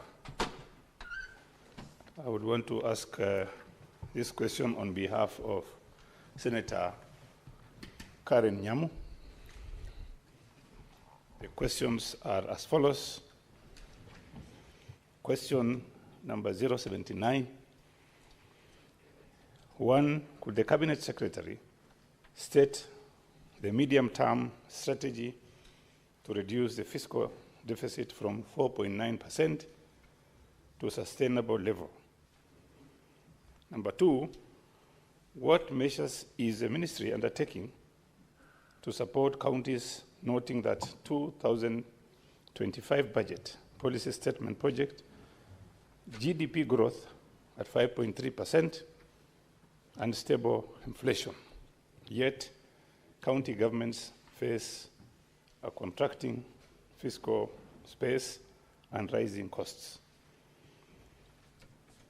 Three, what interventions is the ministry implementing to address the pending bills crisis in the county governments, particularly in Nairobi County, where pending bills have accumulated to approximately Kenya shillings 121 billion, and what mechanisms are being enforced to ensure timely settlement for supplier debts and prevent further accumulation? Four, how does the National Treasury plan to manage increased domestic borrowing by the government without crowding out private sector credit and stifling economic growth in light of constrained external financing and the lapse of the International Monetary Fund, Extended Fund Facility, and Extended Credit Facility, and program signed in April 2021? Thank you, Honourable Speaker. Now, Honourable CS, we have 15 minutes within which to respond and also to allow supplementary questions from Honourable Senators. So kindly paraphrase. We already have your substantive response. Proceed. Thank you, Mr. Speaker. Mr. Speaker, in responding to this question, although this is an area that I become sometimes very passionate, but I will not go overboard. So to effectively manage the prevailing fiscal deficit in Kenya, the government, through the National Treasury, is adopting and has adopted a multi-pronged approach with notable focus on both revenue generation and expenditure control. So you can call it revenue generation and expenditure or fiscal consolidation. So there are several steps or approaches to this. Number one, strengthening financial controls. Number two, diversifying borrowing sources. Number three, improving debt repayment planning. And number four, promoting efficient resource allocation. Those are the steps that we are taking to ensure that we manage, or rather, we reduce the fiscal deficit to manage the debt sustainability. So, for example, in this financial year that we are going to 25-26, we plan to have a budget deficit of about 4.5%, not 4.3 as indicated in the document. We have revised it to 4.5% compared to 4.9, which of this current financial year. Actually, it's going to be about 5.1% this financial year. So we are reducing the budget deficit. The best way to address or enhance or ensure debt sustainability is to persistently and consistently reduce budget deficit year by year. I want to report, Mr. Speaker, that in 2020-2021, the budget deficit was 8.3. 21-22, that came down to 6.2% of GDP. 22-23, it came down to 5.6. 23-24, you see we are coming down. We came down to 5.3, and now we are at 5.1, and we want to move to 4.5 continuously, and in the medium term, we'll be at 2.7. So that is what the reduction of budget deficit will help us on debt sustainability. But then, that can only be realized through fiscal consolidation. Fiscal consolidation here simply means, one, you enhance revenue collection. And that is why we are working on Kenya Revenue Authority, automating their processes and procedures to make sure that we enhance efficiency and effectiveness of that institution, but also we are working on the other side of managing expenditure and managing prudence in use of public funds. Mr. Speaker, I want to report here that one step that we have taken to ensure that our revenues are realistic, because that is one area that has resulted over the years in over-budgeting, which has given us high fiscal deficit. We revised 2025-26 revenue estimates down from 3 trillion and 18 billion to 2 trillion 757 billion. For the first time, Mr. Speaker, I'll report to you that the National Treasury's estimate of ordinary revenue is below the estimate by Parliamentary Budget Office. For the first time. It has always been that the Treasury estimates are higher. So we are doing that to make sure that we are realistic. So on the revenue side, let me brush over or move to expenditure. Some of the things that we are doing to ensure that we cut on expenditure. And again, I want to report here that we reduced our expenditure based on the BPS that was approved by 120 billion just to live within our means. So we are taking steps to actualize fiscal sustainability. The government will sustain efforts to strengthen accountability, transparency, and a revenue mobilization path by the medium-term revenue strategy. We are also strengthening expenditure control and improving efficiency and effectiveness in public spending. That is why on 7th of April, I officiated the launch of e-procurement system to maximize value for money and increase transparency in procurement. From 1st of July, all government procurements will be done through e-procurement platform, and no one else will be given excuse. Over 3,000 MDAs will all be onboarded, and the onboarding is going on, and we are even training the suppliers, the contractors on the use of this system. We have also implemented zero-based budgeting approach for this financial year for the first time. We have also operationalizing the assets and inventory management modules in our IFMIS for all MDAs. In order not to crowd out the private sector and the provision of public services, the government is scaling up the use of public-private partnership framework for commercially viable projects. A number of projects are lined up for PPP. Rironi Mau Summit is one case. We are also thinking and working and moving forward with SGR that will largely be on PPP. The Galana Kulalu project is there, one of the PPP projects. A number of projects under the energy sector, especially the energy transmission, are also being implemented under the PPP system. The government is also piloting a new human resource management system, which will be rolled out to all national government ministries and departments, as well as all county governments, in order to improve the management of the wage bill, including statutory payroll deductions. In view of the constrained fiscal environment, prioritization during resource allocation will be critical in ensuring low priority expenditure are dropped or deferred to give way to high priority service delivery programs.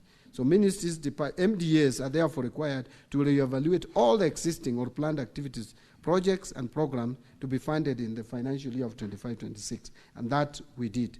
Now strategies, Mr. Speaker, I could go on and on in terms of talking about managing our debt, because it is a very wide topic, but I think those are some of the salient features of what we are implementing.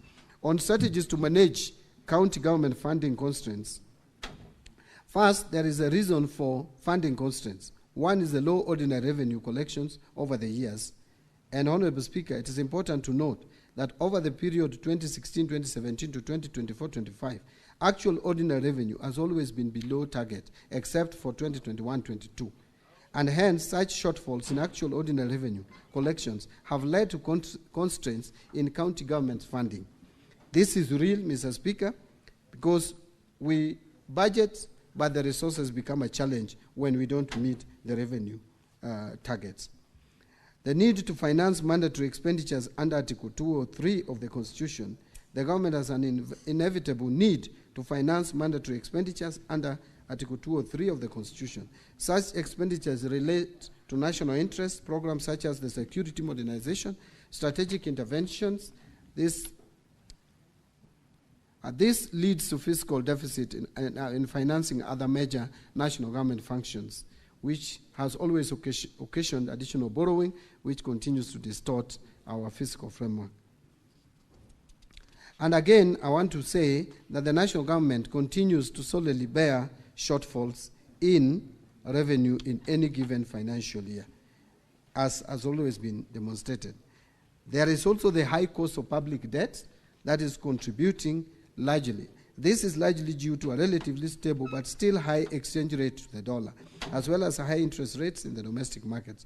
Public debt services in 25-26 will account for about 52% of ordinary revenue, which is higher than the average of 41% over the period from 2017 to 2024-25. So we are going up in terms of percentage of our ordinary revenue that goes towards settling the public debt or servicing public debt. What strategies is the ministry taking to manage county government's funding constraints? The national government, through National Treasury, is managing funding constraints to county government using a variety of strategies. By utilizing these strategies in a comprehensive and coordinated manner, the National Treasury has therefore been able to effectively manage funding for county governments and support their efforts to deliver essential services and promote development despite the prevailing fiscal constraints due to expenditure pressures and public debt commitments as shown above. The strategies enumerated below aim to ensure that county governments have the financial resources they need to fulfill their responsibilities and deliver services to Kenyan citizens. One is the conditional and unconditional allocations to counties. We have continued to give additional allocations to counties which are earmarked for specific programs or projects as defined by the central government. They provide targeted funding for special policy goals or initiatives, and these additional allocations can ensure that certain areas are prioritized and that funding is allocated in a way that aligns with the national priorities. However, the county government's additional allocations bill has always been passed by Parliament late towards the close of financial year, thereby denying counties additional funding for programs under national priorities such as county aggregated and industrial parks program and community health promoters. We currently have a problem even absorbing this year's budget, county additional allocations, Mr. Speaker, because of how long it took between the two houses to agree. So promoting local revenue generation in the form of own source revenue, again here the National Treasury has been empowering county governments to generate their own revenue through taxation and other means. This is meant to increase the autonomy and fiscal sustainability of county government to alleviate the risks associated with over-reliance on equitable share to find essential services. The National Treasury has finalized the development and piloting of own-source revenue forecasting tools for counties to help them expanding their revenue bases, thus allowing them to implement realistic charges, levies, and fees geared towards raising more revenues. It is expected that this own-source revenue system generation will strengthen county government's autonomy and promote fiscal sustainability. Number 3 is promoting transparency and accountable financial management. The National Treasury is committed to ensuring that funding in counties is used effectively and efficiently so that county governments are accountable for the use of public funds. The National Treasury therefore urges counties to adhere to the clear guidelines for the allocation and use of funds through promoting transparency by making financial information readily available to the public as in the norm at the National Treasury. And I hope this House will help in realizing this. Implementing strong monitoring and evaluation systems, that is also something else. And finally, building partnerships with county governments. The National Treasury and Economic Planning has continued to foster collaboration between the national government and county governments to improve service delivery and promote development. The Office of the Cabinet Secretary continues to engage in regular dialogue with the Council of Governors through regular meetings and forums to discuss policy issues and share best practice. Some of these forums are even informal, Mr. Speaker, and we have a very good working relationship with the Council of Governors led by the Chair. who is also my professional colleague. Further, the National Treasury continues to supporting collaborative project financing through joint projects between the national governments, ministries, departments and agencies and county government, such as KIPES and CHPs, among others. In conclusion, Mr. Speaker, allow me to thank you once again for this opportunity to engage with you together with the honorable members. Thank you very much. Senator Chute. Thank you very much, Honorable Speaker. Very quick questions. I wanted to know from the CS what interventions is the ministry implementing in regards to pending bills, where you will find one pending bill that has been passed by the county assembly, and then the governor has his own list. And this comes to COB, and the governor's list will be paid. The one that has been passed by the county assembly is yet to be paid. Number two is on the issue of diversion of funds. When a contractor or a supplier is supposed to be paid by the county government, and the money is requisitioned from COB, and at the end of the day, that money goes to another contractor, different contractor, not the contractor or supplier who was requisitioned for.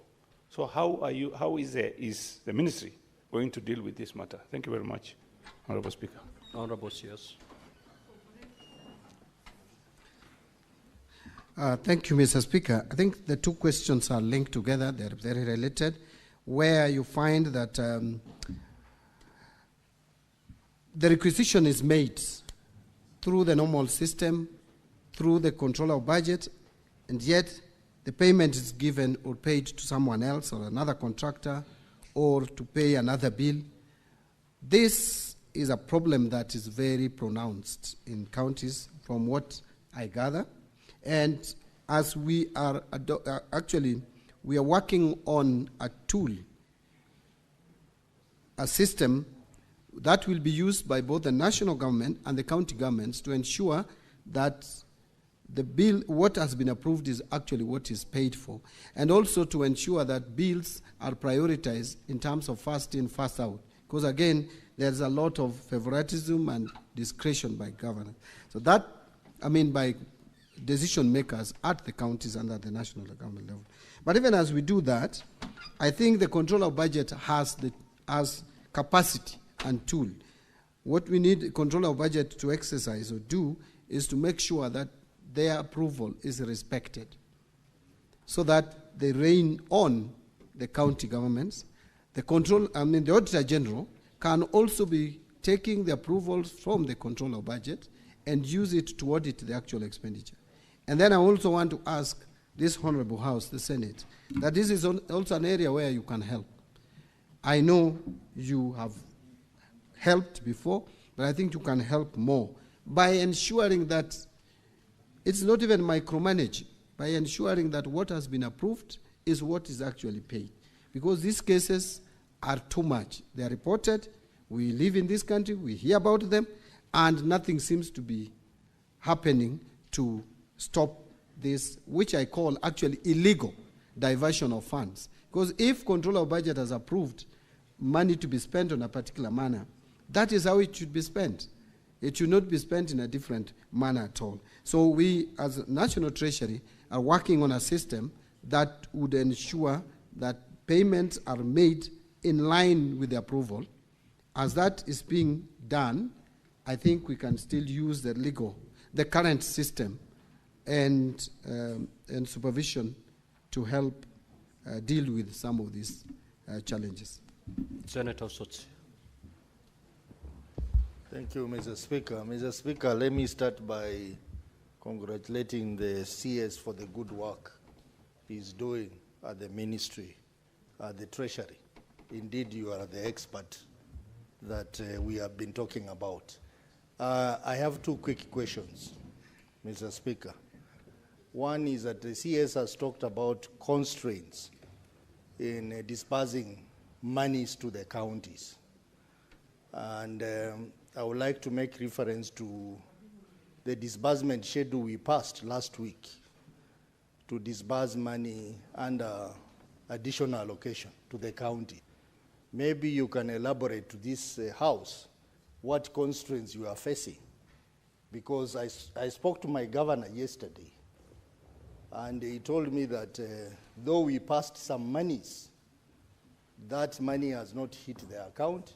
Instead, there was a communication from the National Treasury about the further delay. Go straight to the question, Honorable Sotsi. So what are these constraints the ministry is facing, particularly in disbursing the money under additional allocation that we passed the disbursement schedule last week? Number two. Honorable Osotsi. Yes. Understanding Order 51C 7B, you're entitled to ask only one supplementary question, okay, which well. you have. Very well, Honorable Mr. CS, proceed to respond. The constraints generally would be on cash flow challenges, especially where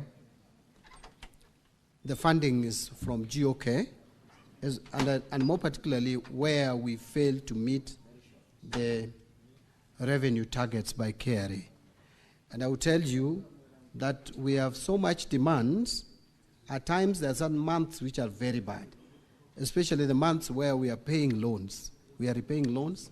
We usually have challenges in the month of January, February, very serious challenges in the month of May, and then July. Those are the months where we repay the Chinese loan on SGR, and those are the same months like January where we pay capitation to schools, and the capitation to schools is at times almost 50 billion. And remember, every month we pay 80 billion salaries.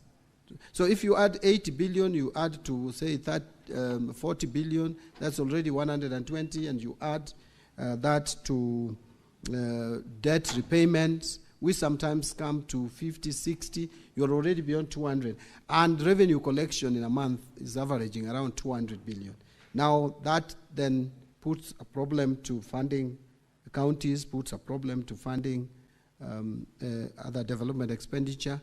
But I will tell you, we still work very hard to make sure that counties get priority in terms of funding. And sometimes we look at even the balances of counties and release some money. When we have limited resources, release some funds to some counties which have low balances. Those who still have high balances, we again tell them when they spend, we give. As we speak, we have paid up to end of April all the monies to all counties. But we have May still outstanding. And of course we have June. And we have that constraint. Honorable Speaker, this year particularly, I think has been a terrible year. Apart from the fact that we had that economic shutdown, and I want honorable members to listen to me on this. Apart from the economic shutdown that we had for almost 2-3 months. You have 1 minute, Honorable CS, to... Thank you, Mr. Honorable Speaker. If you could add me 2 so that I could do 3, just to explain this bit. The economic shutdown led to slowed economic growth in the country and failed meeting of our targets in terms of revenue collection. But we also did not conclude with IMF the 9th review. So we lost $765 million going to budgetary support. As we speak, the World Bank's funding, or BOP, seems to be going to July. Because one of the things is that some of the legislations that were precedent to the release of these funds, Mr. Speaker, delayed in the legislative process. The conflict of interest bill was a key bill for World Bank to give us the funding. And when it was unlocked, there was no time to take our approval to the board. Now you see we are going to June 30th with 97 billion whole that I did not prepare for as Cabinet Secretary. Now, these are challenges, Mr. Speaker, which inhibit our release of funds. Even when sometimes National Assembly puts pressure on me on CDF, I don't even know what to do because the resources are constrained and we have to balance needs. Do you pay salary or you release money to CDF and release money to counties? Do you pay salaries or you stop paying salaries? Those are questions that you have to ask. You have debts to pay. You must pay those debts. If you default, the implication for our economy is it's dire. Remember, as I conclude, Mr. Speaker, the reason why we have tried very hard to make sure that we meet our obligations. There were 6 countries that were mentioned in 2021 by IMF as candidates for restructuring, as candidates for default. 6, 5 have defaulted. It's only Kenya which has survived. Angola has defaulted, Ethiopia has defaulted, Ghana has defaulted, Chad has defaulted, and Zambia has defaulted. 5 economies out of 6, only Kenya has survived. I would want Honorable CS. I would want to urge and request this Honorable House to help support me, support the government, support my ministry, so that we don't fall to where these our contemporaries are fallen. And I am confident we are not going to fall there. That is why sometimes you see some challenges, but we'll outlive these challenges, Mr. Speaker, with your cooperation. Thank you very much. Thank you, Honorable Senators. I'm afraid we may have to terminate our interrogation and interaction with the CS at that. Honorable CS, thank you so much. You are now free to leave. Clerk, you may usher the CS in charge of mining. Now, Honorable Senators, this morning we lost 30 minutes waiting for quorum. 30 minutes that we would have otherwise utilized to interact with the CS Treasury. And therefore, I urge you, we need not ring the bell for us to get a quorum. If he can be able and if he can purpose to be in the chamber by 9:30, then we'll have more time to interact with honorable CSs.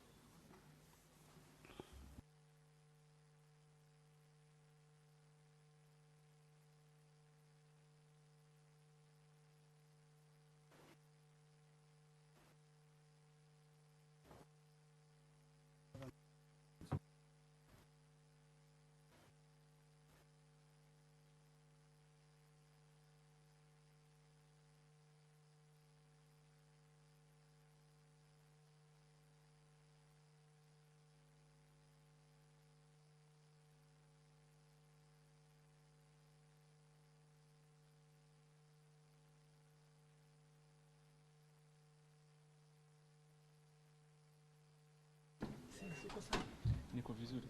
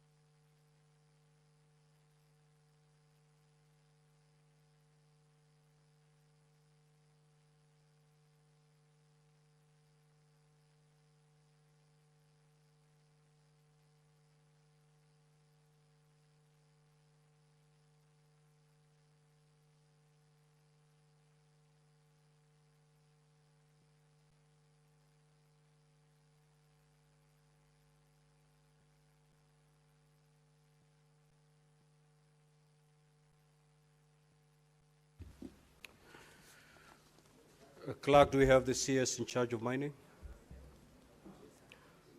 Honorable CS, welcome to the Senate. You are here today to respond to two questions. Order, honorable senators. Please let us take our seats. We will start with question number 031 by the Senator for Kisumu County, the Honorable Professor Tom Ojenda. You may now proceed to ask the question. Thank you, Mr. Speaker. Mr. Speaker, my question number 31 is in 4 parts. I have also received responses to the questions. I will ask the questions, but I will save time because, Mr. Speaker, the responses are satisfactory, so the CS does not need to spend too much time responding.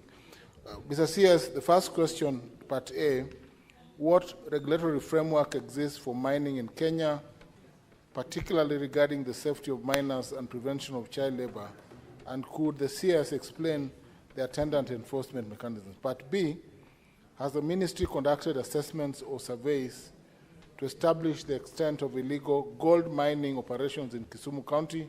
And if so, could the CS disclose the findings and explain any efforts by the ministry to regularize illegal mining operations?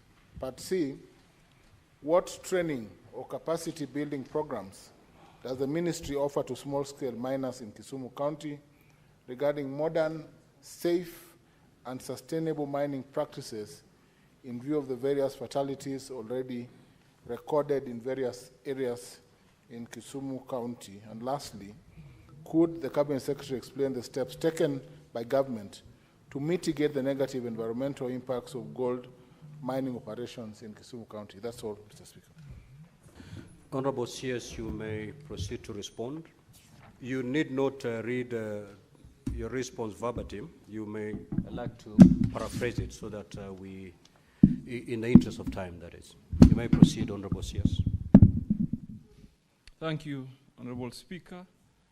As indicated by Honorable Senator, that we have furnished with the relevant responses.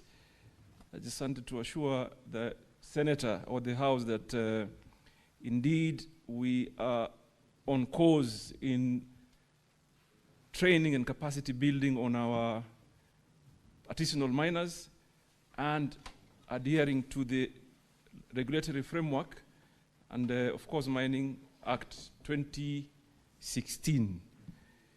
Mr. Speaker, the Senator had asked on the preparation of the artisanal miners and capacity and licensing processes.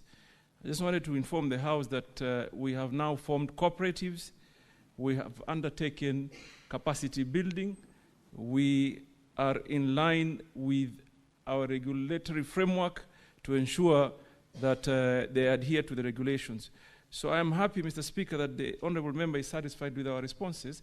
But generally, I want to assure the House that we are on course in capacity building, in creating safety nets, and ensuring restoration or rehabilitation of our mining, whatever activities that happen in all areas in our countries.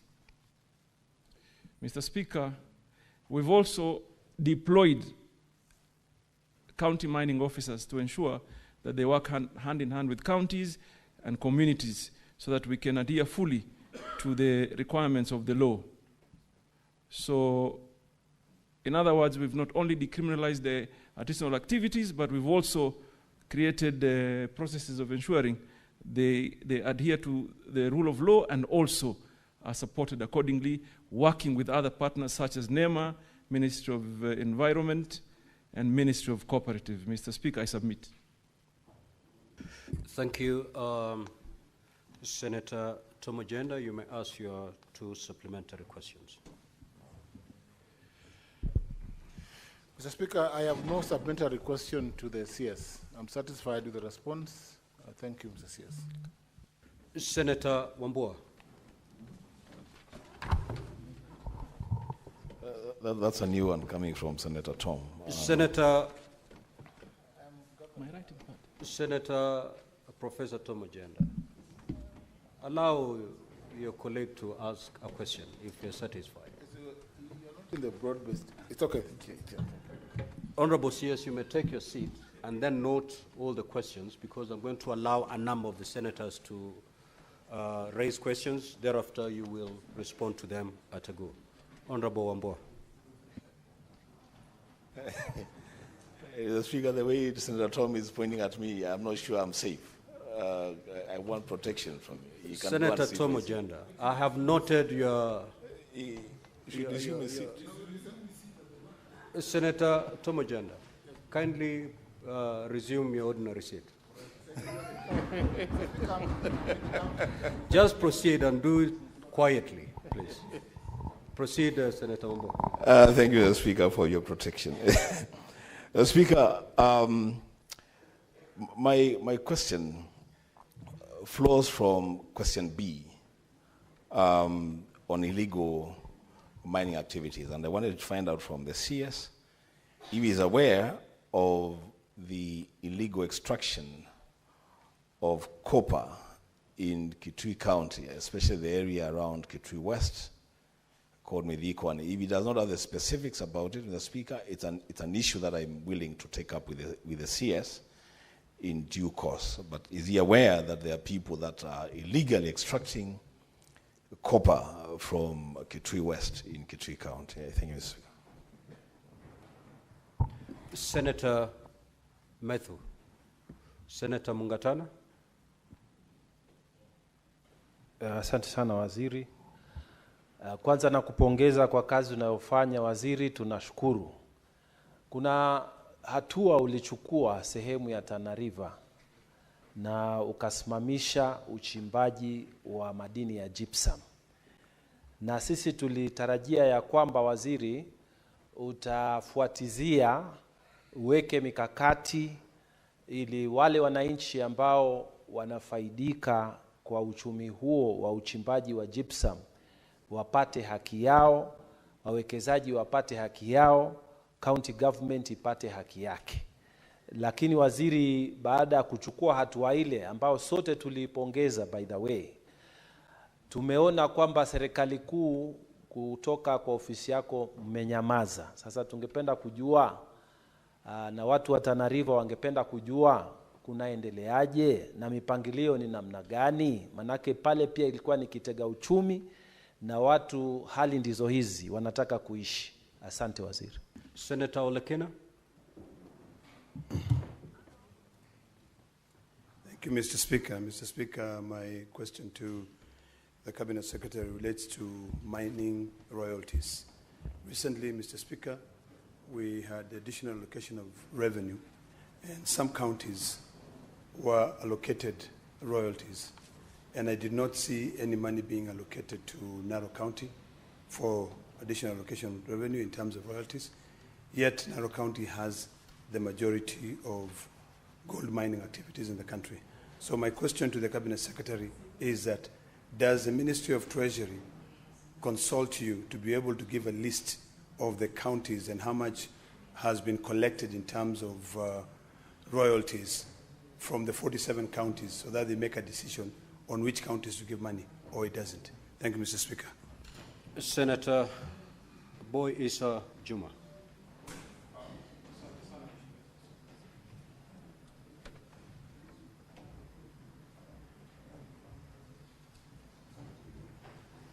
Asante sana Mheshimiwa Spika. Mimi nina swali ambalo nitakamuuliza Mheshimiwa Waziri kuhusu uvuvi, ambayo sehemu ya kule Vanga na Shimoni wavuvi wananyanyaswa sana na watu wa KWS. Senator Issa, your supplementary question must flow from the primary question. So you may want to wait until the Waziri responds to the second question that is related to fisheries. Senator Edwin Sifuna. Honorable Speaker, yesterday we had the opportunity to sit with the Governor Kwale at the County Public Accounts Committee.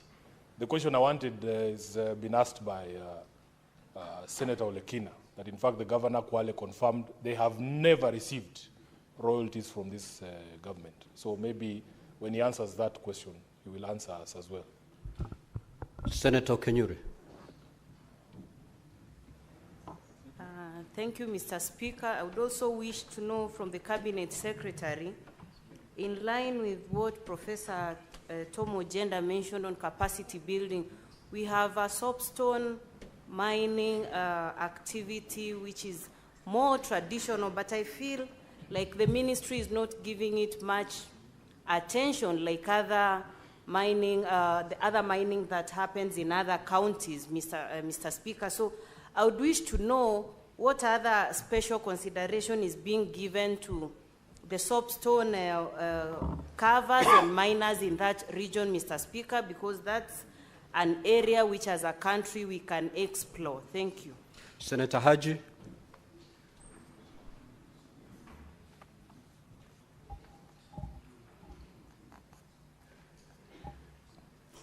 Could I have the mic? Oh, thank you, Mr. Speaker. Mr. Speaker, the Cabinet Secretary had responded to the question by Senator Ojenda regarding environmental impact of miners. In his answer, he did elaborate that miners are required to come up with a management plan of the environment.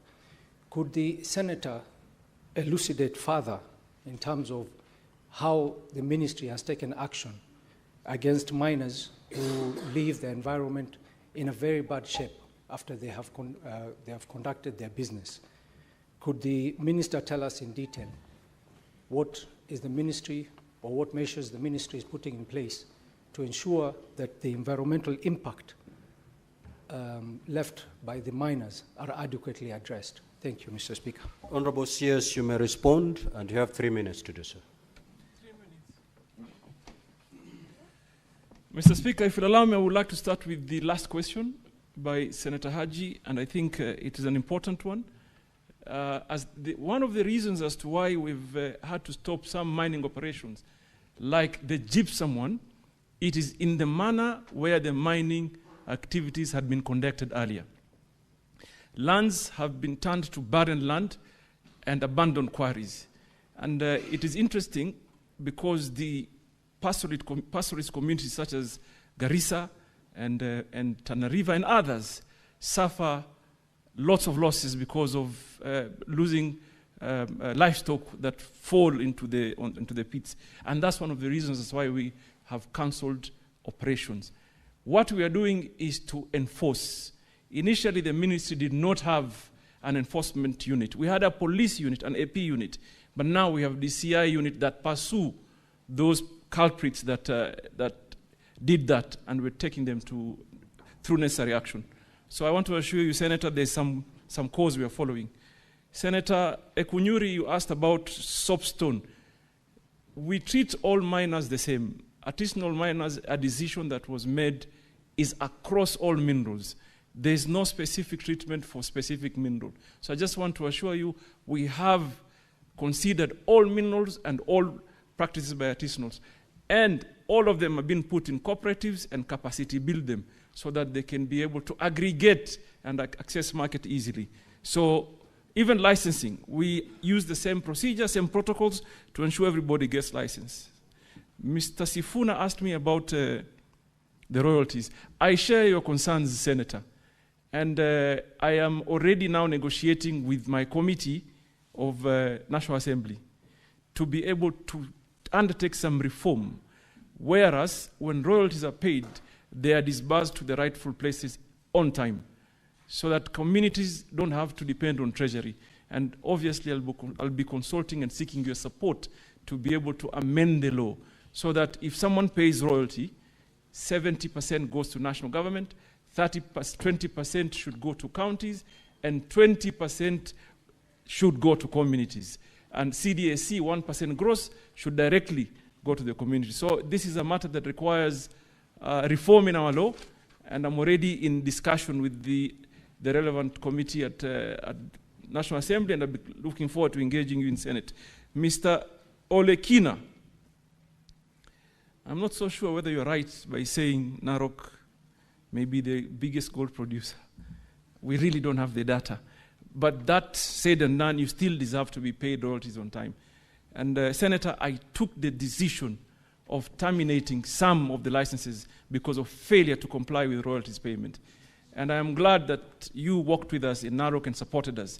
And now we're in the process of identifying good, reliable companies that will take the liabilities of the pre-reserve companies, pay the communities, fulfill the obligations, and be able to get a fresh license. So I also identify with your sentiments, and this is something that we're doing. Senator Makau, my brother, on Kitui mining, particularly on copper. Kitui is endowed with lots of resources, Senator, and copper is one of the most important critical mineral around the world today. And when we came in, we found that there was a lot of export of copper ore. We took a decision as a ministry. We stopped export of copper ore, and as we speak, there's not a single tonnage of copper that is exported, and therefore we are slowly managing extraction of our copper.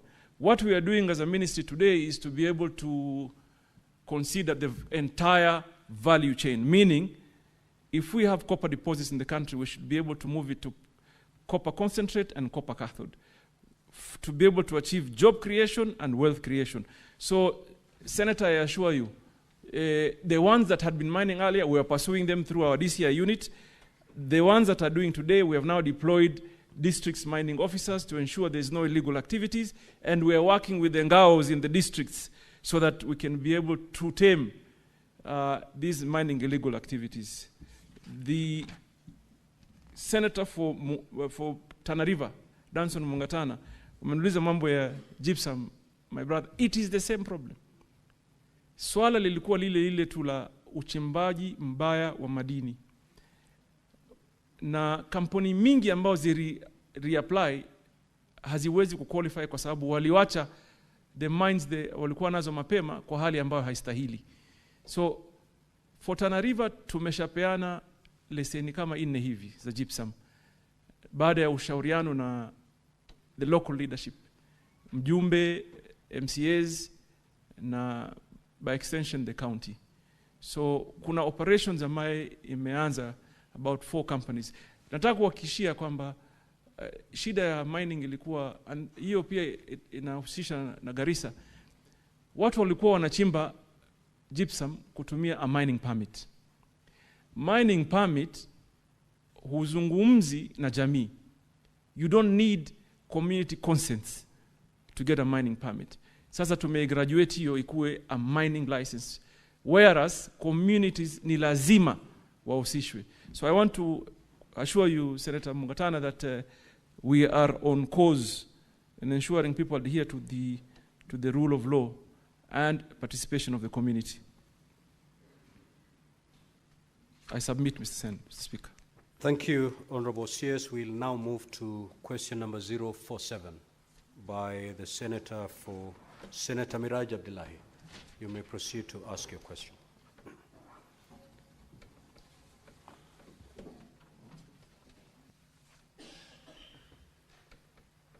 Asante mstahiki Spika, na mimi niulize swali langu nambari 47.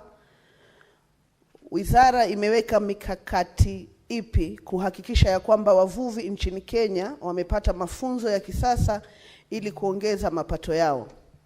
Swali la pili, je, waziri anaweza kutoa maelezo kuhusiana na matumizi ya shilingi bilioni 1 zilizotolewa na idara ya masuala ya kimataifa ya serikali ya Canada, Global Affairs Canada, kufadhili mradi wa wanawake wanaoshiriki katika biashara za baharini maarufu kama Investing in Women in the Blue Economy in Kenya, IWBEC project, na kuweka wazi majina ya kampuni na vikundi vilivyofaidika, kaunti wanazotoka, waliofaidika, fedha walizopokea na lini walipokea fedha hizo?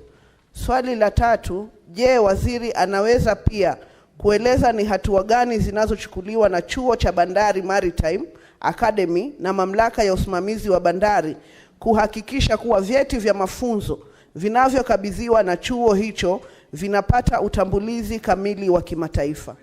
Asante. Honorable CS, you may respond. Now, Honorable Senators, we have 15 minutes to give to this question. And therefore, Honorable CS, just like you did to the first question, paraphrase your response so that we allow as many senators as we can to ask some supplementary questions. Asante Mheshimiwa Spika. Wizara kupitia idara ya jimbo la uchumi wa buluu na uvuvi imeshiriki kikamilifu kutoa mafunzo kwa wafanyikazi wa samaki katika uvuvi wa bahari kuu kwa ajili ya kuzalisha ajira. Wizara vile vile imetoa uwezo wa kupatia bidhaa za uvuvi kama maboti na ujenzi wa bandari ndogo za uvuvi na kuweza kupatia bidhaa zinazostahili kuboresha biashara ya uvuvi katika maeneo ya jimbo la Pwani na katika maeneo ya jimbo ya Lake Victoria na Lake Turkana, na tukiendelea kuongezesha mbele. Swali la pili Mheshimiwa Spika ni kuhusu fedha za kuempower kina mama kupitia shirika la NGO kutoka nchi ya Canada. Mheshimiwa Spika, ripoti ambaye niko nayo ni kwamba shirika hili lilijituma likatafuta senti kutoka serikali ama wafadhili wa Canada takriban bilioni 1. Baada ya kutafuta hiyo wakaanza kupeana grants ama msaada kwa vikundi vya kina mama viliomo katika jimbo la Lake Victoria na jimbo la Pwani. Na habari ambaye wizara iko nayo ni kwamba walifanya vetting, wakatambua wale the beneficiaries na wakapeana paka sasa takriban milioni 403 million shillings kwa vikundi tofauti vikiwemo vikundi vya Mombasa, vikundi vya Kwale, Kilifi, Lamu, Busia, Siaya, Kisumu, Homa Bay na Migori. Kile kitu ambacho ningependa kuambia nyumba hii Mheshimiwa Spika ni kwamba NGO inapofanya kazi haihusishi sana vyombo vya serikali. So hatujaweza kupata the detailed expenditure ama ile pesa vile zitumika kikamilifu kwa wanawake ambao walisaidiwa na msaada huu. Lakini na maybe ni kualika tu Senate maybe to engage the NGO directly to maybe they'll open up more. But kwa sasa walitupatia habari ambazo tulizonazo kwamba wametumia pesa kiasi hii na vikundi kiasi namna hii vya Mombasa na vya Lake Victoria na Kilifi na wengineo. Swali la tatu ni kuhusu Bandari Maritime Academy, vipi vinavyofanya mafunzo na recognition issues.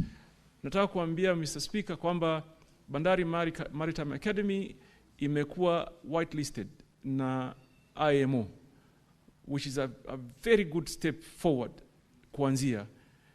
Nchi yetu ambayo inahitaji kufanya sahihi ni ku negotiate na nchi zingine for recognition of our COCs or certificate of competencies.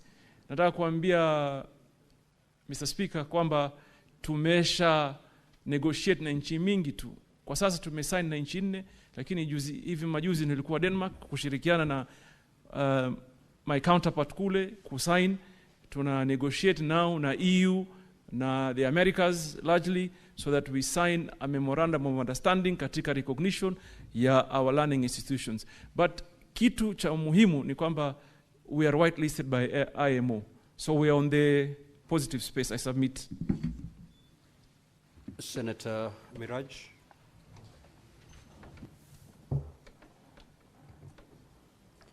Bwana Spika, niruhusu kwanza nimpongeze waziri wetu kwa kuweza kuona kwamba vyeti vyetu sasa vinatambulika na mataifa 4 ikiwemo Korea. Juzi kati tumeona katika Facebook yao kwamba wameweza kusaini pamoja na Italy. Lakini bado Bwana Spika, nadhani swali hili nimeliuliza kwa mara ya pili. Niliuliza awamu ya Mvurya aliyekuwa waziri katika wizara hii na nimeliuliza tena. Na sababu ya kuliuliza swali hili ni kwamba jamii zetu za Pwani hazitononoki jumla ya kuwa tunaona kwamba fedha nyingi. Senator Miraj, what is your question? My question is, swali langu ni hili kwamba jamii za Pwani ambazo ni jamii zinategemea uchumi samawati ikiwemo uvuvi na fedha ambazo shirikiana na bahari. Tunaona kwamba hundi zinapeanwa mara nyingi, na hata rais anapokuja pwani, tunaona miradi mingi anayoisimamia ni miradi ya uchumi samawati. Lakini kila wakati tunapouliza, fedha zile zinawafikia kina nani? Hatupati majibu. Na leo waziri amesema wazi ya kwamba hawana ufahamu wa ni kina nani wamekuwa wakipokea pesa hizi. Je, swali langu, tutawaambia nini wapwani kuhusiana na zile hundi za fedha ambazo tunaona zinaendelea kupeanwa na hatuwajui wanaozipokea ni kina nani?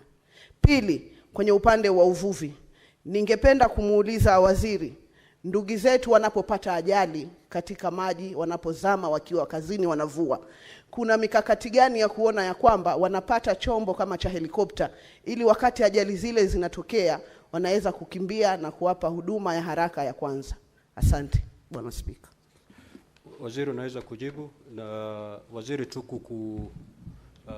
kukujuza ni kwamba ukiamua kujibu swali kwa Kimombo lazima uendelee kwa Kimombo, ukiamua kujibu swali kwa Kiswahili utaendelea na Kiswahili, usichanganye lugha hizo mbili wakati unajibu. Endelea waziri.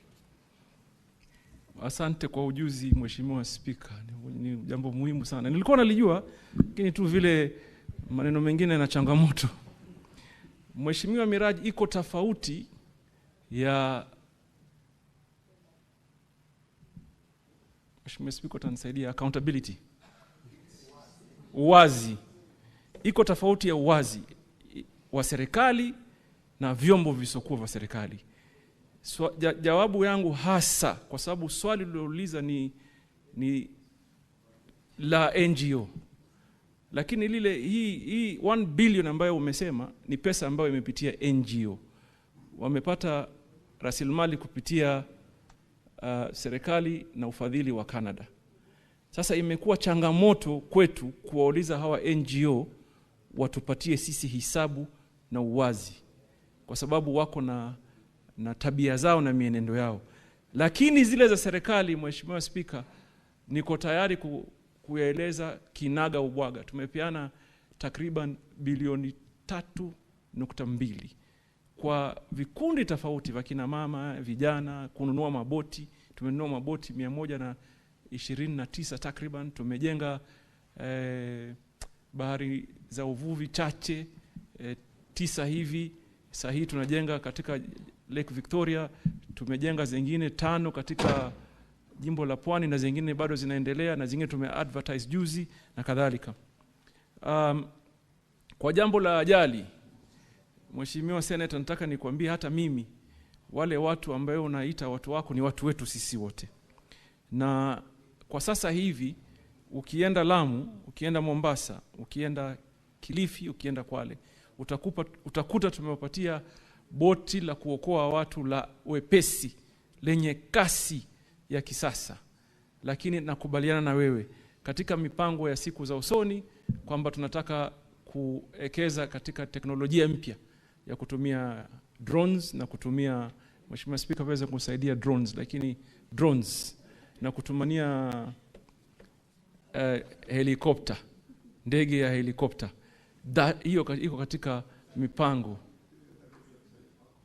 Hiyo ni katika mipango kabambe ambayo tumeweka, na tukitathmini kwa kina tunakuta kwamba hiyo ndiyo njia mwafaka ya kufuata. Na submit. Senator Shakila Abdallah. Asante Mheshimiwa Spika. Kwanza nampongeza Mheshimiwa Waziri kwa kazi anayoifanya mzuri. Swali langu kwa waziri ni kuhusiana na mambo ya uvuvi haramu. Kuna uvuvi haramu unaoendelea kwenye bahari zetu na unaharibu mazingira, na sijui kama wizara ina mipango gani ya kuzuia uvuvi haramu unaoendelea. Na nikitoa mfano kama Lamu, kuna wavuvi wanatoka sehemu za Pemba wanaokuja kuvua kwa magesi na mashini, na wanaharibu kabisa zile habitat za nyumba za uvuvi, hususan uvuvi wa lobster, makamba na kadhalika. Kwa hivyo tunataka kujua waziri, kuna mpango gani ambao umeweka wa kuzuia huo uvuvi haramu na kuweka inaitwaje kuhakikisha watu wanafanya patrol katika bahari kushika wale wavuvi ambao wanafanya uvuvi haramu. Asante Mheshimiwa. Senator John Nyutu. Asante Bwana Spika, swali langu kwa waziri, nikubalie nitumie Kiswahili manake kimenoga leo. Swali langu kwa waziri ni je, kwa sababu ufugaji wa samaki ni kitega uchumi kizuri sana, je, wizara imeweka mikakati gani kuona kwamba ufugaji wa samaki na uvuvi haufanyiki tu mahali tulipo na maziwa ama bahari, na kwamba tunawafuga samaki pia katika maeneo hata ya huku bara, labda kwa kutengeneza mabwawa ya kufuga samaki, ili kwamba pia wanabara wakawa ni watu wanaofuga samaki na wanaokula samaki. Je, mikakati ni gani? Asante. Senator Boy Isa Juma. Asante sana Mheshimiwa Spika. Kwanza napenda kumpongeza Mheshimiwa Waziri hivi juzi kule Migori kuhusu habari ya mambo ya uvuvi na hivyo soko mpya zilizojengwa. Mheshimiwa Spika, swali langu ambalo nitakamuuliza waziri hapa ni kwamba kule sehemu za kwetu, kule sehemu za Kwale, sehemu za Vanga, sehemu za Shimoni, sehemu za Mkwiro, hivi ni visiwa ambavyo kuna wavuvi wanavua kule na vyombo vyao vya kuvulia ni vya zamani sana Mheshimiwa. Na ningependa kujua kutoka kwa waziri kama kuna mikakati gani ambayo inaweza kusaidia wale wavuvi waweze kupata vyombo vya kisasa, maneti na nini, kama vile wenzetu walivyopawa hivi juzi sehemu za Migori. Swali langu la pili ni kuhusu Honorable Senator, under Standing Order 51C7B, you are entitled to ask only one supplementary question. Senator Morango.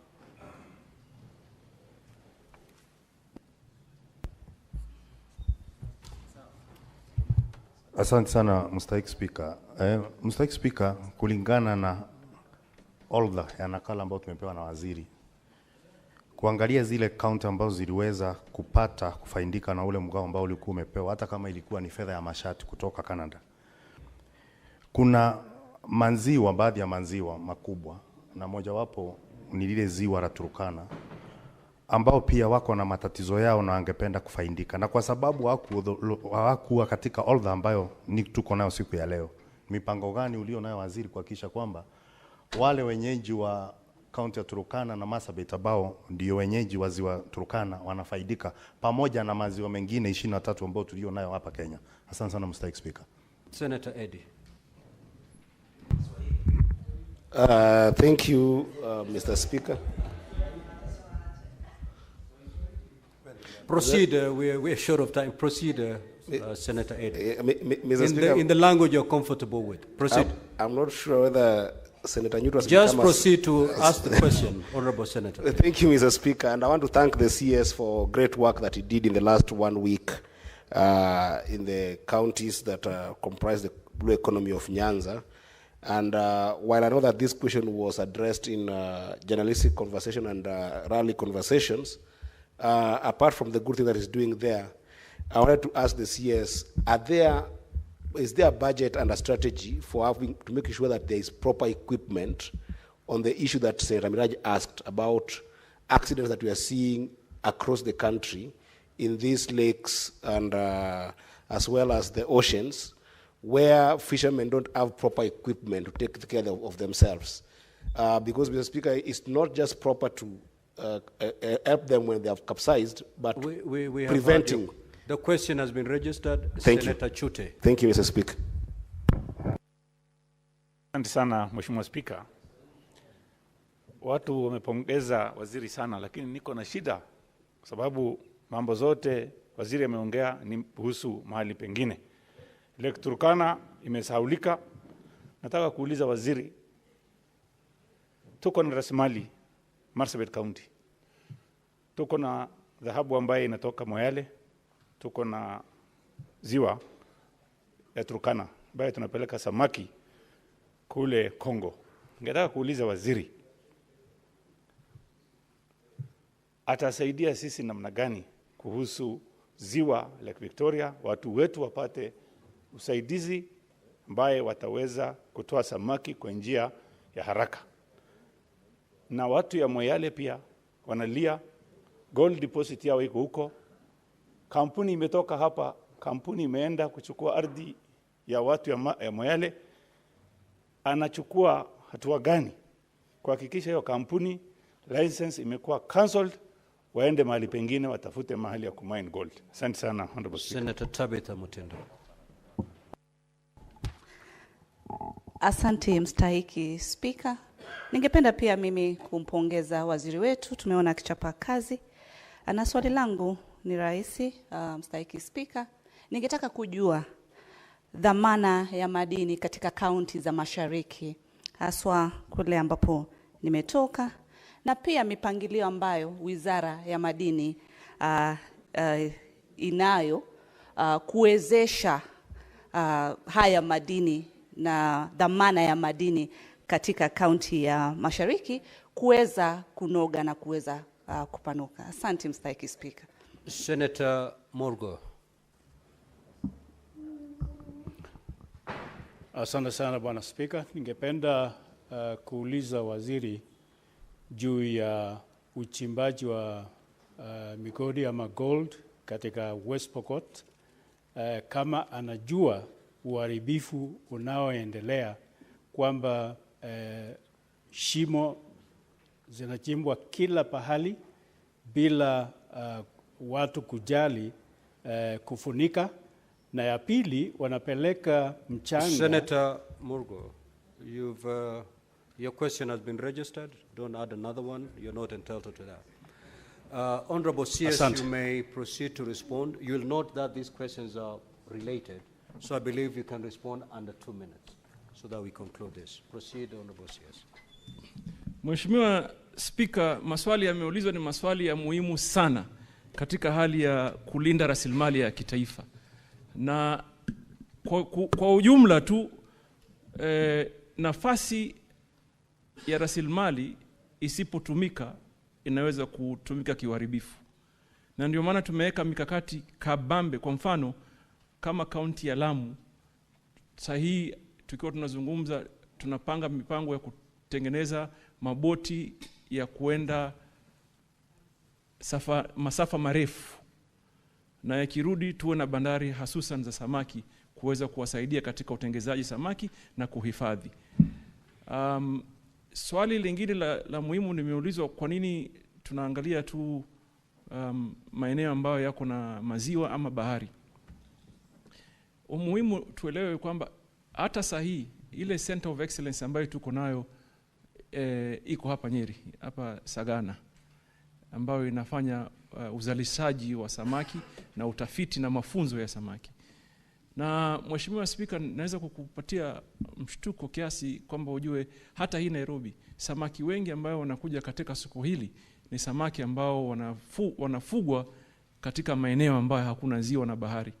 Na ile habari mzuri zaidi, siku zingine nitawaalika katika maeneo ya Kakamega na niwaonyeshe vile watu wanafuga, kina mama wanafuga samaki na baadaye wanawapeleka katika kiwanda, wanatengenezwa, wanakuja katika maeneo haya. So rasilimali ya uchumi wa blue, Mheshimiwa Spika, ni kubwa sana. Na ukweli wa mambo ni kwamba hatujawahi kuipatia kipaumbele ambacho kinastahili. Lakini sahihi tuko na mikakati kabambe ya kueleweka.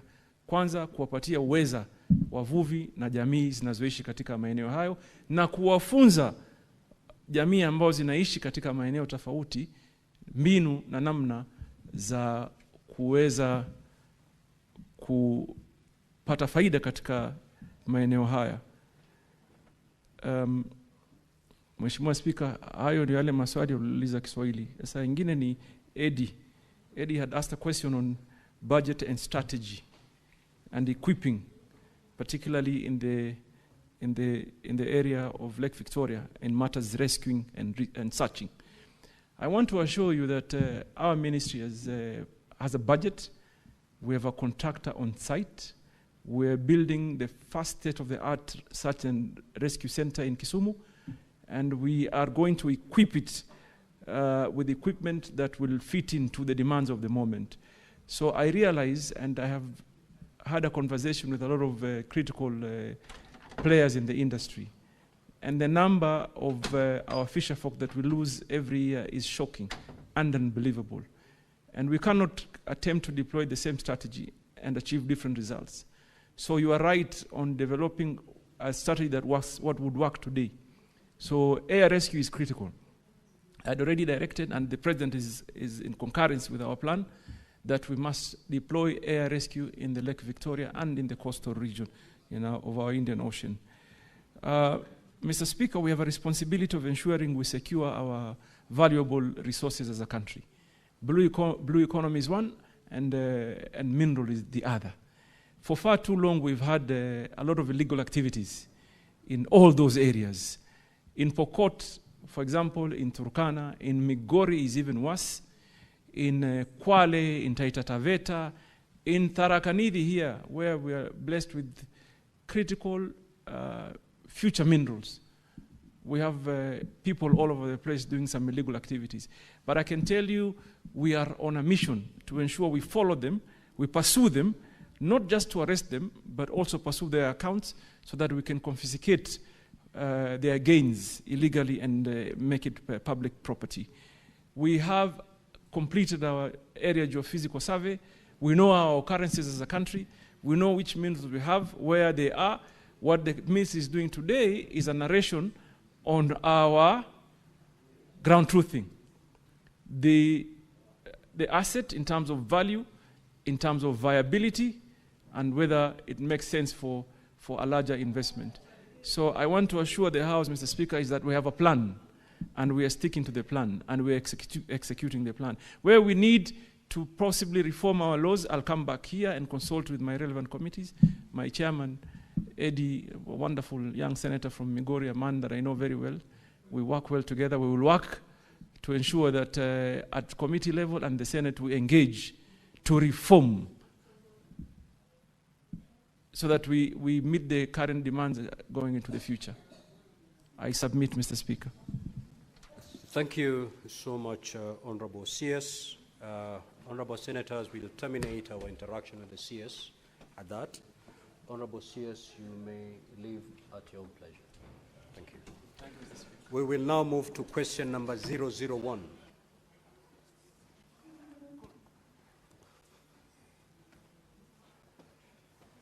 Clerk, kindly usher in the Honorable CS.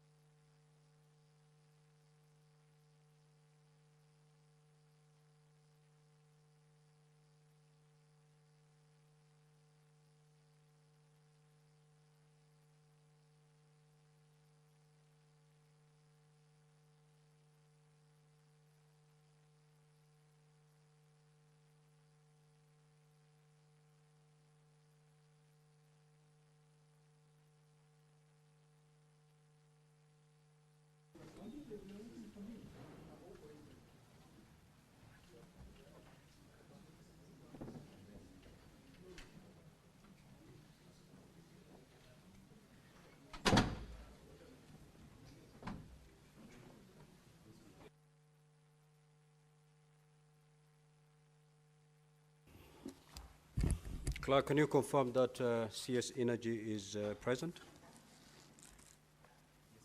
Thank you. We will now proceed with question number 001 by the Senator from Marsabit County, the Honorable Mohammed Chute. Honorable Senator, you may proceed to ask the question. Thank you very much, Honorable Speaker. My question is question 001. If you'll allow me, I start with question A. Could the Cabinet Secretary explain why Tari Adi, Dub Gindole, Dogogicha, Isako Muro, Ol Gabraskim, Saleswa Rio, Konso Banchale, and other villages in Marsabit County remain without electricity connection despite the installation of electricity transformers in those villages? Question B, what steps has the government taken on operationalization of all electricity transformers installed across Marsabit County?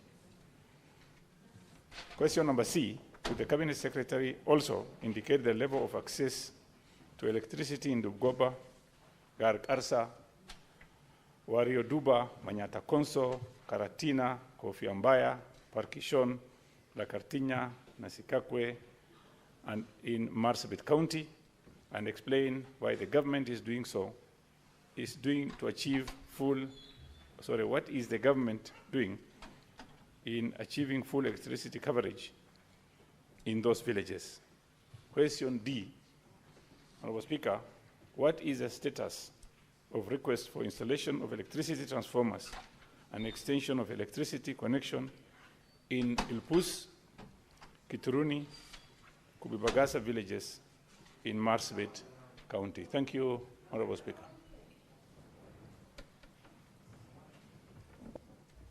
Welcome, Cabinet Secretary, and please you can proceed and answer.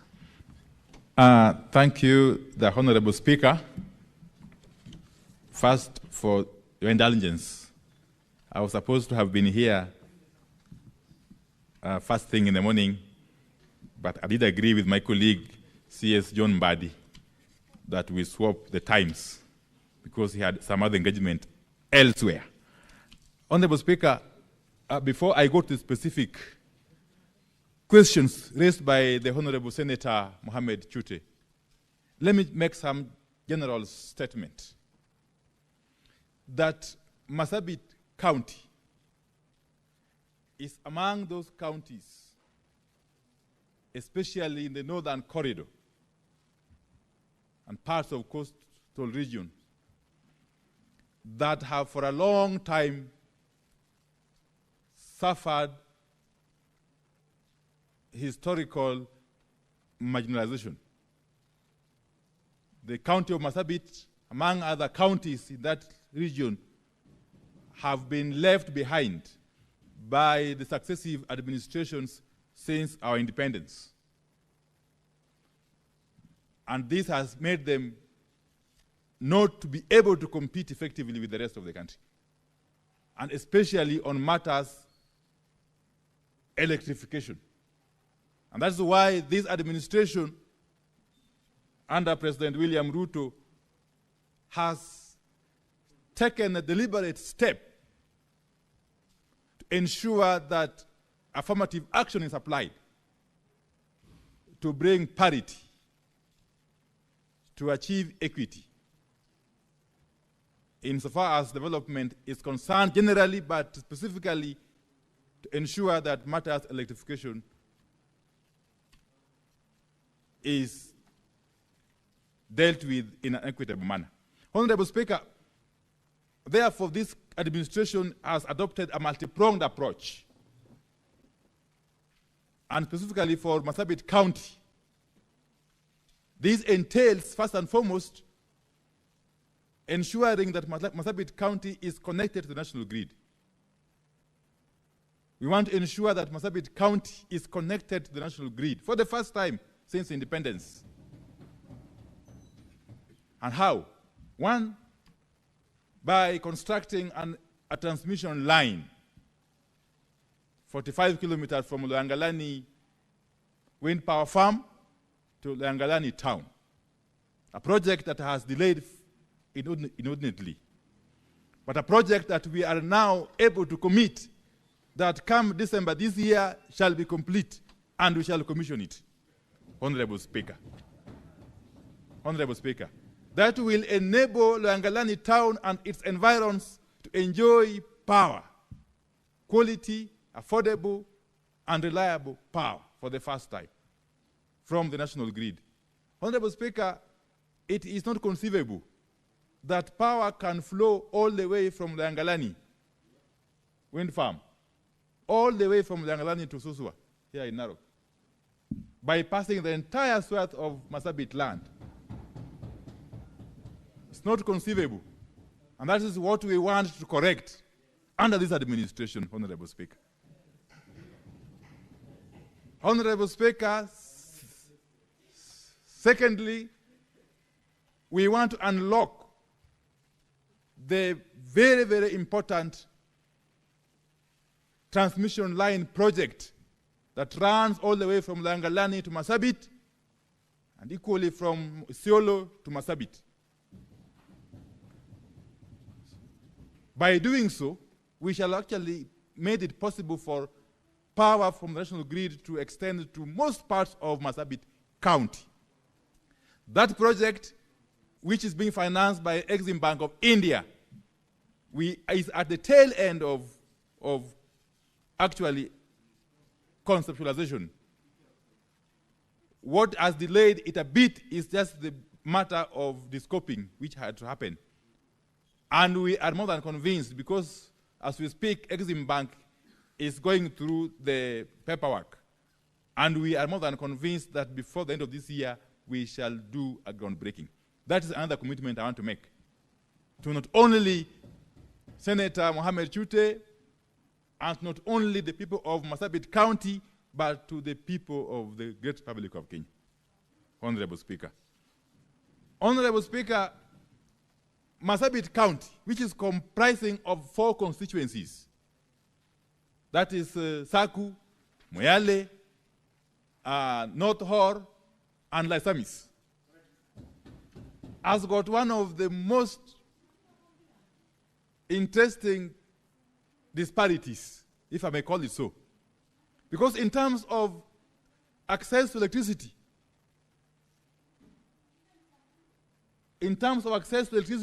Saku, because of its sheer size, it's the smallest of the constituencies, is seen to be having a high access, about 60-something%. Yet, when you go to the extreme side, extreme end, North Hor and Laisamis, it is 1.2% and 1.8% access rate. That is serious, massive disparity that this administration has made deliberate plans to address through the efforts we have put in place. Honorable Speaker, Marsabit County has been deliberately placed among the 14 counties that are benefiting from the Kenya Off-Grid Solar Access Program or project, the COSAP.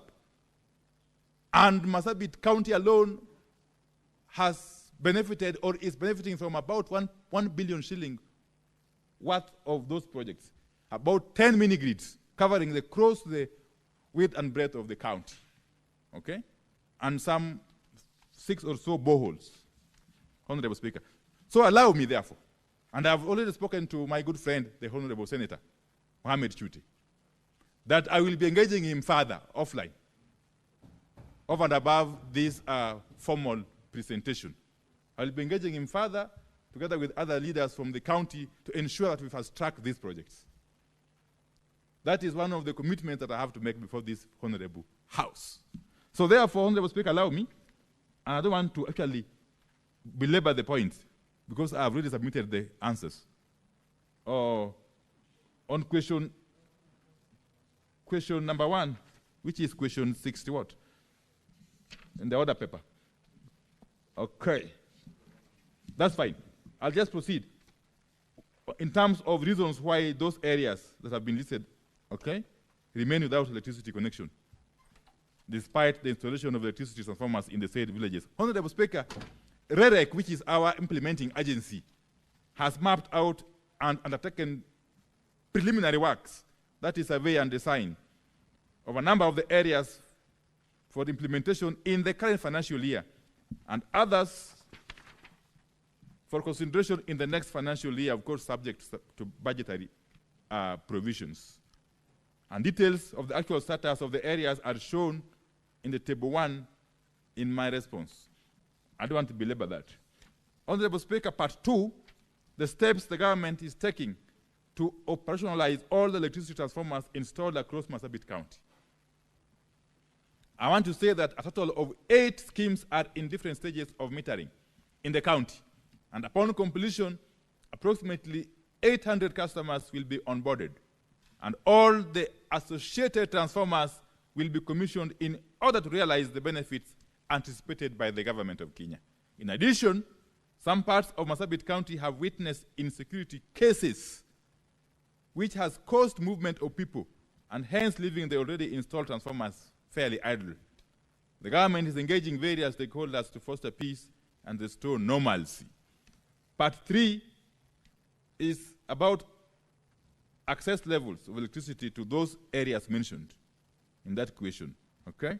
And what the government is doing to achieve full electricity coverage in those villages.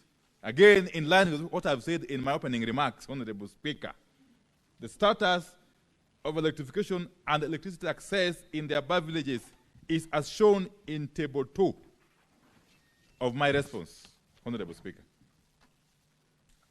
The identification, scoping, and electrification of unelectrified areas is an ongoing activity until universal electricity access is achieved. We don't want a situation where we talk about universal access by 2028 or 2030, Honorable Speaker. And yet, many parts of the country, especially from northern Kenya, are left far behind. So that is what we want to correct. Part 4, Honorable Speaker, the status of the request for installation of electricity transformers in those 3 villages. Honorable Speaker, the status of electrification in the above villages is as shown in table 3 of my report, Honorable Speaker. And that is as far as the first question is concerned. Thank you very much, Cabinet Secretary. Senator Mohammed Chute, would you prefer to ask your second question and then ask supplementaries thereafter? If we can combine the questions. Thank you, Honorable Speaker. Let me ask my second question, and then I will ask my supplementary questions thereafter. Honorable Speaker, my question number 068. A, why has the last mile connectivity program not been implemented in the entire Marsabit County, despite similar programs being successfully rolled out in most parts of this country? Question B, what steps has the government taken to ensure Loyangalani, Kargi, Kor, Forole, and all other areas in Marsabit County without electricity are connected? C, could the Cabinet Secretary provide details on funds allocated for last mile connectivity projects so far in Marsabit County, the contractors involved, and the project timeline for their completion? Thank you, Honorable Speaker. Cabinet Secretary. Thank you very much, Honorable Speaker. Before I respond, let me just make a clarification. I did mention about the transmission line project from Loyangalani to Marsabit and Isiolo Marsabit. It is being financed by the Exim Bank of China, not India. And the company which is contracted is a China Water and Engineering Company. Thank you. Honorable Speaker, the first limb of the question is about why the last mile connectivity program has not been implemented in the entire county, despite similar programs being successfully rolled out in most parts of the country. Again, an issue I've talked about at length in my opening remarks. But let me say this, that since the inception of last mile connectivity projects. The government of Kenya has implemented a total of 29 projects worth some Kenya shillings 30.1 million and connected 1,466 customers to the grid in Marsabit County. The details of the connected customers across the various constituencies is as shown in the table 5, of my response. And Annex 1, which is attached, provides the breakdown of ongoing projects in the county. So the steps the government is taking to ensure Loyangalani, Kargi, Kor, Forole, and all other areas in Marsabit County without electricity are connected. Again, Honorable Speaker, the status of electrification in the above villages is as shown in Table 4 on page 7 of my response, Honorable Speaker. Part 3, details of the funds allocated for the last mile connectivity projects so far in Marsabit County, the contractors involved, and the projected timelines for their completion. Honorable Speaker, over and above the completed schemes, the government of Kenya has allocated some Kenya shillings 4.5 million for last mile connectivity via grid solution as per the table on page 7. The target completion date is Q1 of the financial year 25-26. The government of Kenya has further allocated Kenya shillings 2.0579 billion, approximately US dollar 158.3 million, for connectivity via off-grid solution, as per the table on page 8. The sites are currently being handed over to the various contractors, and the target completion date is the end of financial year 25-26. The annexures 2 and 6 provide a breakdown of all projects funded in Marsabit County at various stages of implementation. Honorable Speaker, I submit. Thank you very much, Cabinet Secretary. Senator Chute, supplementary questions?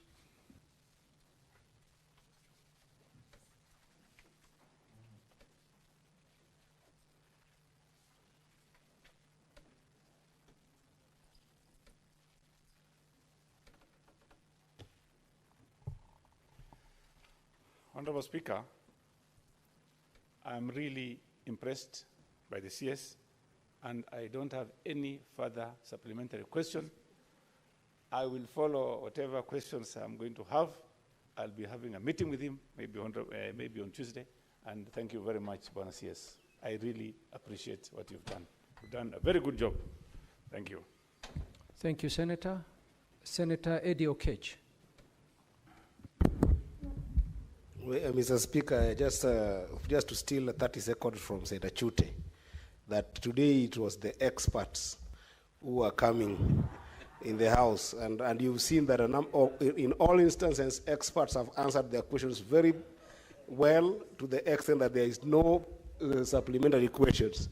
But that said, Mr. Speaker, I wanted to ask the CS for energy on its last mile connectivity project. Is there a proper strategy that integrates the prioritization of projects with areas that are facing serious insecurity and they are remote areas that then needs a bit of lightening to be a bit of lighting those villages and homes to be able to deal with the insecurity? In particular, Mr. Speaker, for Migori County, if you look at an area like Gwitembe, where we have got in Kuria, Mr. Speaker, there is no proper electricity in those areas. If you look at a place called Apida in Migori Town, a place called Mabera in Suna East, Mr. Speaker, as well as a few pockets of areas that I would be very keen on, like Wangirabosa, as well as places in Kokelo, in central Kanyamkago, and lastly in Rongo and Awendo areas. There are places that have got serious pocket of insecurity that I wish that the CS gives us an idea of prioritizing those areas in terms of giving them electricity so that they can be able to improve security in those areas. I thank you, Mr. Speaker. Senator James Kamau Mrango. Asante sana Mr. Speaker. Swali langu ambao litaenda kwa waziri ni moja tu, kwa sababu kama eneo la Gichoko katika Kirinyaga unapata ya kwamba kuna nguzo ziliwekwa miaka 3-4 za stima ambayo haijawahi kamilishwa, kama ile inaitwa Getemani na maeneo mengine katika eneo la Kirinyaga. Sasa nilikuwa nauliza waziri kama hako na mipango ambayo imenakiliwa ya kufanya kuhakikisha kwamba stima zinafika kwa wale ambao wanahitaji stima katika maeneo bunge yote, na kama iko tunafaa tufuatiliza wapi? Kwa sababu Mr. Speaker, kama mimi seneta wa Kirinyaga, mimi mwenyewe nililipia transformer miaka 3 iliyoisha. Miaka 3. Maafisa wenye wanafaa kupigiwa simu na kuchukua ili tuweze kufuatilia, wachukuangi simu zetu.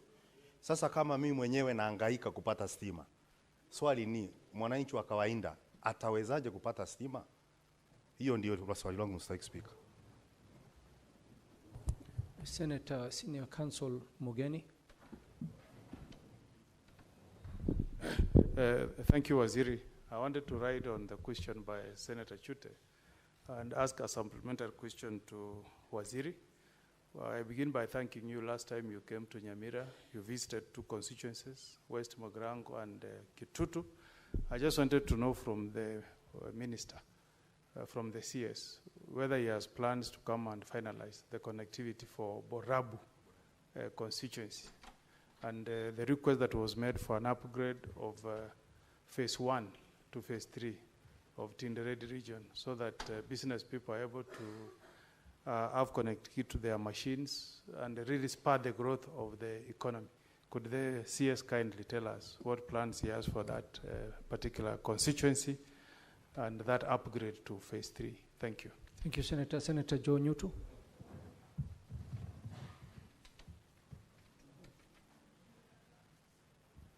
Thank you, Mr. Speaker. And before I put my question to the Honorable CS, it's important, Mr. Speaker, because we are in an honorable house, that we separate things that we say in political areas with what we say here. Because I say that, Mr. Speaker, because Senator Eddie Okech talked about experts. As far as I know, Honorable Opio Wandai is a trained lawyer. He is not an expert in matters energy. And so it is important that we say he's doing a good job without calling him an expert. My question, without calling him an expert, Mr. Speaker, because we are misleading. There are students waiting. Senator, there are students here. Senator. Yes, Mr. Senator, I gave you an opportunity to ask Fine, let me ask my question. So please just ask the question. I was just setting the ground. So, Mr. Speaker, my question to the Honorable CS is, and I am very impressed, by the way, by the... Mr. Speaker, can I be heard in silence? Senator I'm Eddie, very impressed. Senator Eddie, what is your point of order? Mr. Speaker, I'm standing on 105 in terms of the misrepresentation of facts, Mr. Speaker. Mr. Speaker, unless John Nyutu has got law degree that the CS for energy got without my knowledge, I would want him to go and learn about his CSs, to understand their background, to understand why we call them experts, to understand their experiences coming into the position that they are, Mr. Speaker. And I don't want us to go under 101 where you discuss the persona of the CS in terms of his qualification, but I can assure John Nyutu that the CS expert does not come only by education, but it also comes by experience and contribution in other dockets that the CS has served in. CS Wanda is an expert in energy in terms of being able to ensure that all communities get those energy supplies, Mr. Speaker. Thank you, Senator Joe Nyutu. Please restrain yourself to just asking your supplementary question. We don't have much time. Thank you, Mr. Speaker, but you know I have a right of reply. No, want to assure Senator Eddie, I hold a degree. Senator Joe Nyutu. Okay, Senator fine, Joe Mr. Nyutu, if you Let open me that ask door. my question then. Thank you. Let me ask my question then. But Mr. Speaker, it's important that you do not take a teacher to an operation room and call him an expert when he's not a medic. But Mr. Speaker, my question was, Mr. Speaker, my issue was with the, and I'm very impressed, by the way, by the job that Opio and I, the CS, is doing. That is not in doubt. The only problem I had, Mr. Speaker, was with misleading students. Okay, Senator, so my just ask question your is, question. my issue then is, Mr. Speaker, that with the very good program that the CS has put, especially about Marsabit County and the larger northeastern region, Mr. Speaker, we all support that. But then my question to him would be, because there are regions in this country that are thought to be advantaged. But in those regions, Mr. Speaker, there are people, for example, who are not connected to power. So then my question to the CS is, what are the plans by the ministry to see to it that even as we do affirmative action in the regions that have been disadvantaged, that we also connect power to those in the regions wrongly thought to be connected, all of them. So what is the plan? Because the plan must be for all Kenyans, not just for some regions. Thank you, Mr. Speaker. Thank you, Senator Hassan. Thank you, Mr. Speaker, and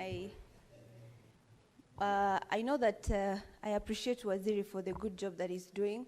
And as far as you know, that I like that you have really focused on the north, but particularly just one county and forgetting that the north has almost 10 counties. Particularly in Samburu County, you know that we have had serious cases of insecurity, and we appreciate the current administration for giving us a tarmac road from Maralal to Baragoi. But I would like to know, are there plans put in place by your ministry to ensure that we have electricity connectivity within Samburu North to make sure that we open up the region for trade and to make Samburu County an area that is worthy to be pursued by investors, and also to restore education and security in the region? Thank you. Thank you, Senator Hassan. Senator Hassan, for your information, the question posed by Senator Chute was in regards to Marsabit. So the CS was not ignoring any other region in the country. He was addressing the question put by Senator Mohammed Chute. No, it's okay, Hassan. I was just informing you. Thank you. Senator Mariam Sheikh. Thank you, Mr. Speaker, for giving me this opportunity. Mr. Speaker, I thank Waziri for the work he's doing. Mr. Speaker, the plan he has demonstrated to the House, to Marsabit County, Mr. Speaker, for the plan, which end up Senator Chute to not having an additional questions. My question is, Mr. Speaker, what is the plan? Because the ministry has had the cry from Mandera many times, Mr. Speaker. So what is the plan? And is it in the current budget, Mandera to be connected to national grid, Mr. Speaker? Thank you. Senator Beatrice Akenyi.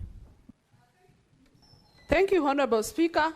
I want to congratulate the CS, whom we call in our region and in other regions that have worked with him as an intellectual. And indeed, Senator Neutral, he is.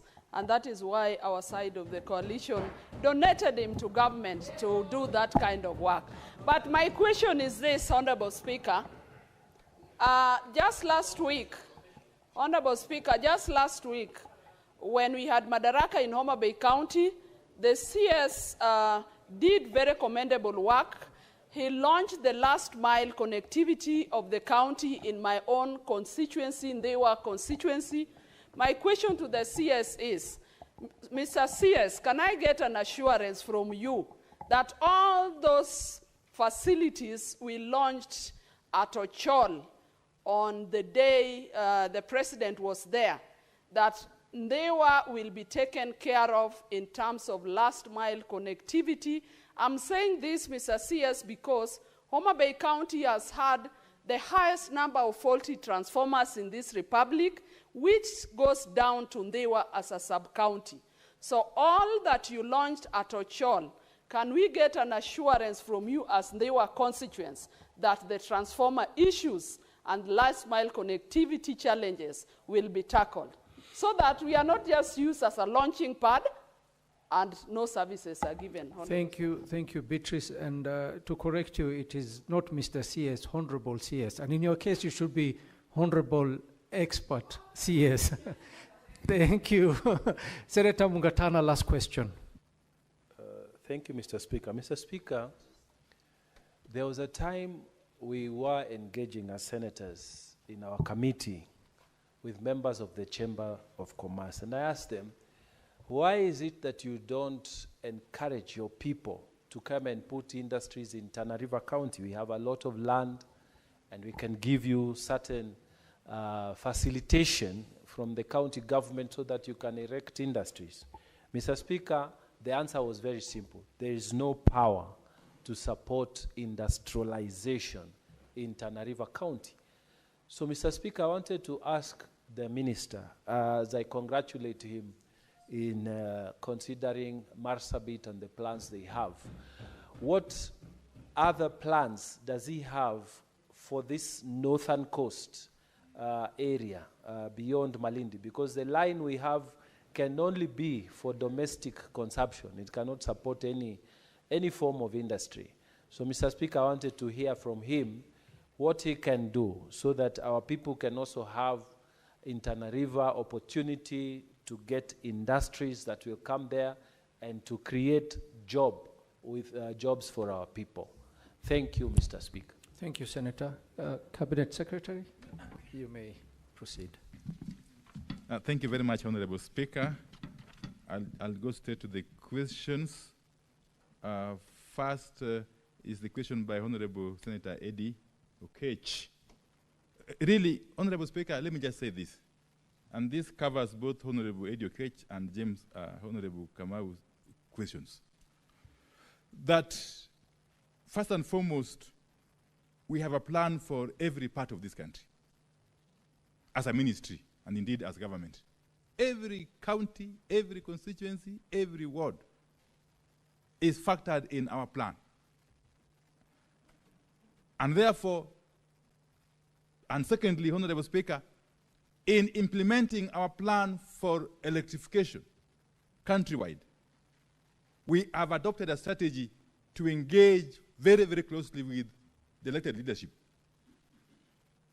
There is no prioritization that we do without consulting the local leadership, and especially members of parliament, both National Assembly and Senate.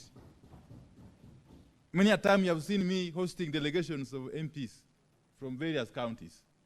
That is part of the consultative process that then arrives at prioritization. So the areas that are insecurity prone of Migori County, and the areas I'm very conversant with, Honorable Speaker. Yeah, there are areas we are definitely dealing with in consultation with the local leadership, led by Eddie Okech, Senator, my good Senator of Migori. Similarly, the issue of Kichugu in Kirinyaga County. It's unfortunate, perhaps, that there are poles which have been lying idle for some time, and that there is payment for transformers, which is yet to materialize, Honorable Speaker. This is an issue, of course, I will be taking up with the relevant agencies in my ministry, but I want to encourage Honorable Senator Nyutu to not shy away. Just come forward and visit me in the office. Yes, and I will deal with this matter conclusively. Honorable Senator Okongo Mogeni, it is indeed true that I made a visit to parts of Nyamira County a couple of months ago, and that I left out Borabu on account of time constraints. I have got plans to not only go back to Borabu constituency in Nyamira County, but indeed to go to Kisii County, the neighboring Kisii County as well, and cover all the constituencies in the fullness of time, as a way of acquainting myself with the situation on the ground, but also dealing with the issues that arise therefrom. Honorable Senator Joe knew too. Indeed, I've answered that in my first, response, that all parts of this country are taken care of. No single region, no single county, no single constituency, no single ward shall be left out in the grand plan of the President William Ruto-led administration, insofar as matters energy and electrification are concerned. Even though we are aware that there are a number of areas which have been left behind for a long time, as we apply affirmative action to those areas, we shall not ignore those other areas that are perceived to be advantaged. We shall apply equity, in short. Equity. And every part of the country shall feel involved. The Honorable Senator Hezena, as I mentioned in my opening statement, Marsabit is just part of the wider northern Kenya region and parts of upper coastal regions that have been disadvantaged for a long time. If you may recall, Honorable Speaker, not very many months ago, His Excellency the President did preside over the contract signing for the COSA project, a project that is going to take up to about 12 billion Kenya shillings, funded by the World Bank. And Samburu County is benefiting from that project, in addition to other plans that we have for not only Samburu County, but all other counties in that region, and indeed the rest of the country. Cabinet Secretary. And in that plan for Samburu County, it's not just Samburu North. Samburu North is involved, it's included, Samburu South, Samburu West and East, Samburu West and East. Cabinet Secretary, I'll just interrupt you briefly. Honorable Senators, we shall extend the sitting of the House for a further not more than 15 minutes, so that the CS can conclude answering the questions. Thank you. Thank you, Honorable Speaker. I was saying that when it comes to Samburu County, we are not only just talking about Samburu North, we are also talking about Samburu East and Samburu West constituencies. The Honorable Senator Mariam, similarly, Mandera County is in our plan. And we have had very, very many engagements with leaders of Mandera County.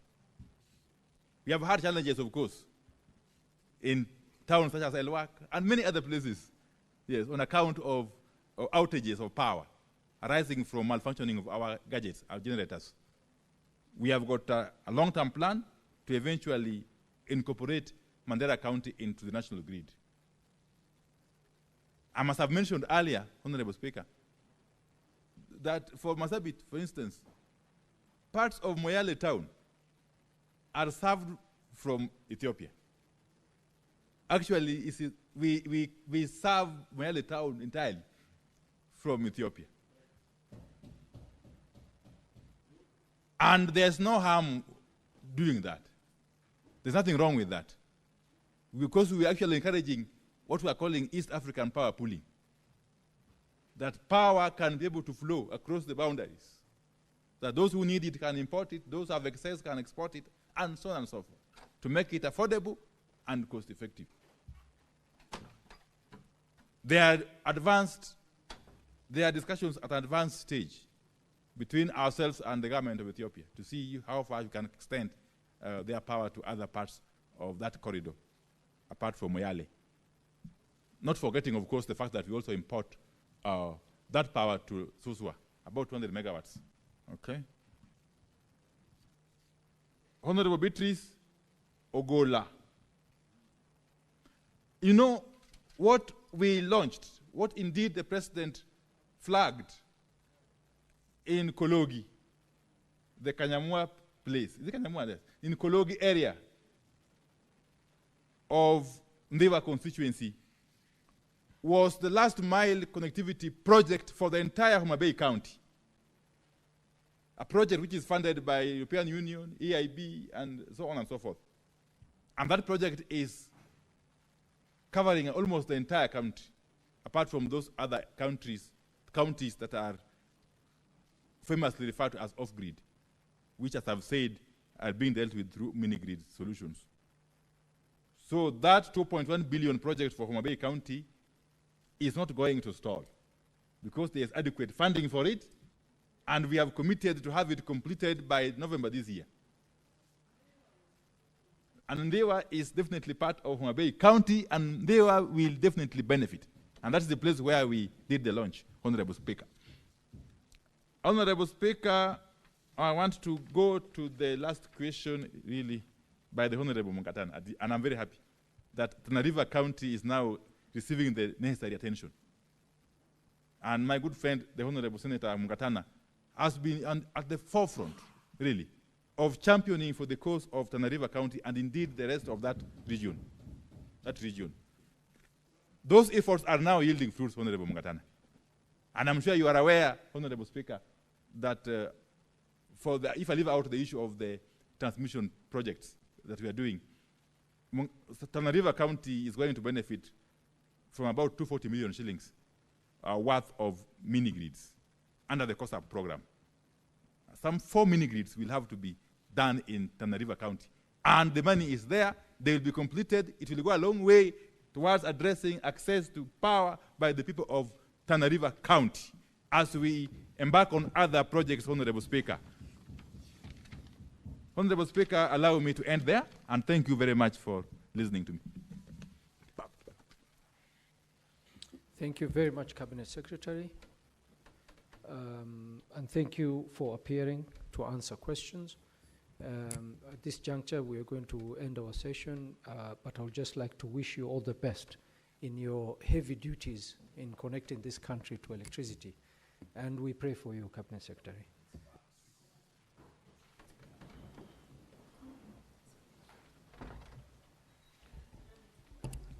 Honorable Senators, it is now 1:04 p.m. and having concluded the business for which I extended the hours of sitting pursuant to Standing Order 34-2A, the Senate stands adjourned until later today, Wednesday, 4th June 2025 at 2:30 p.m.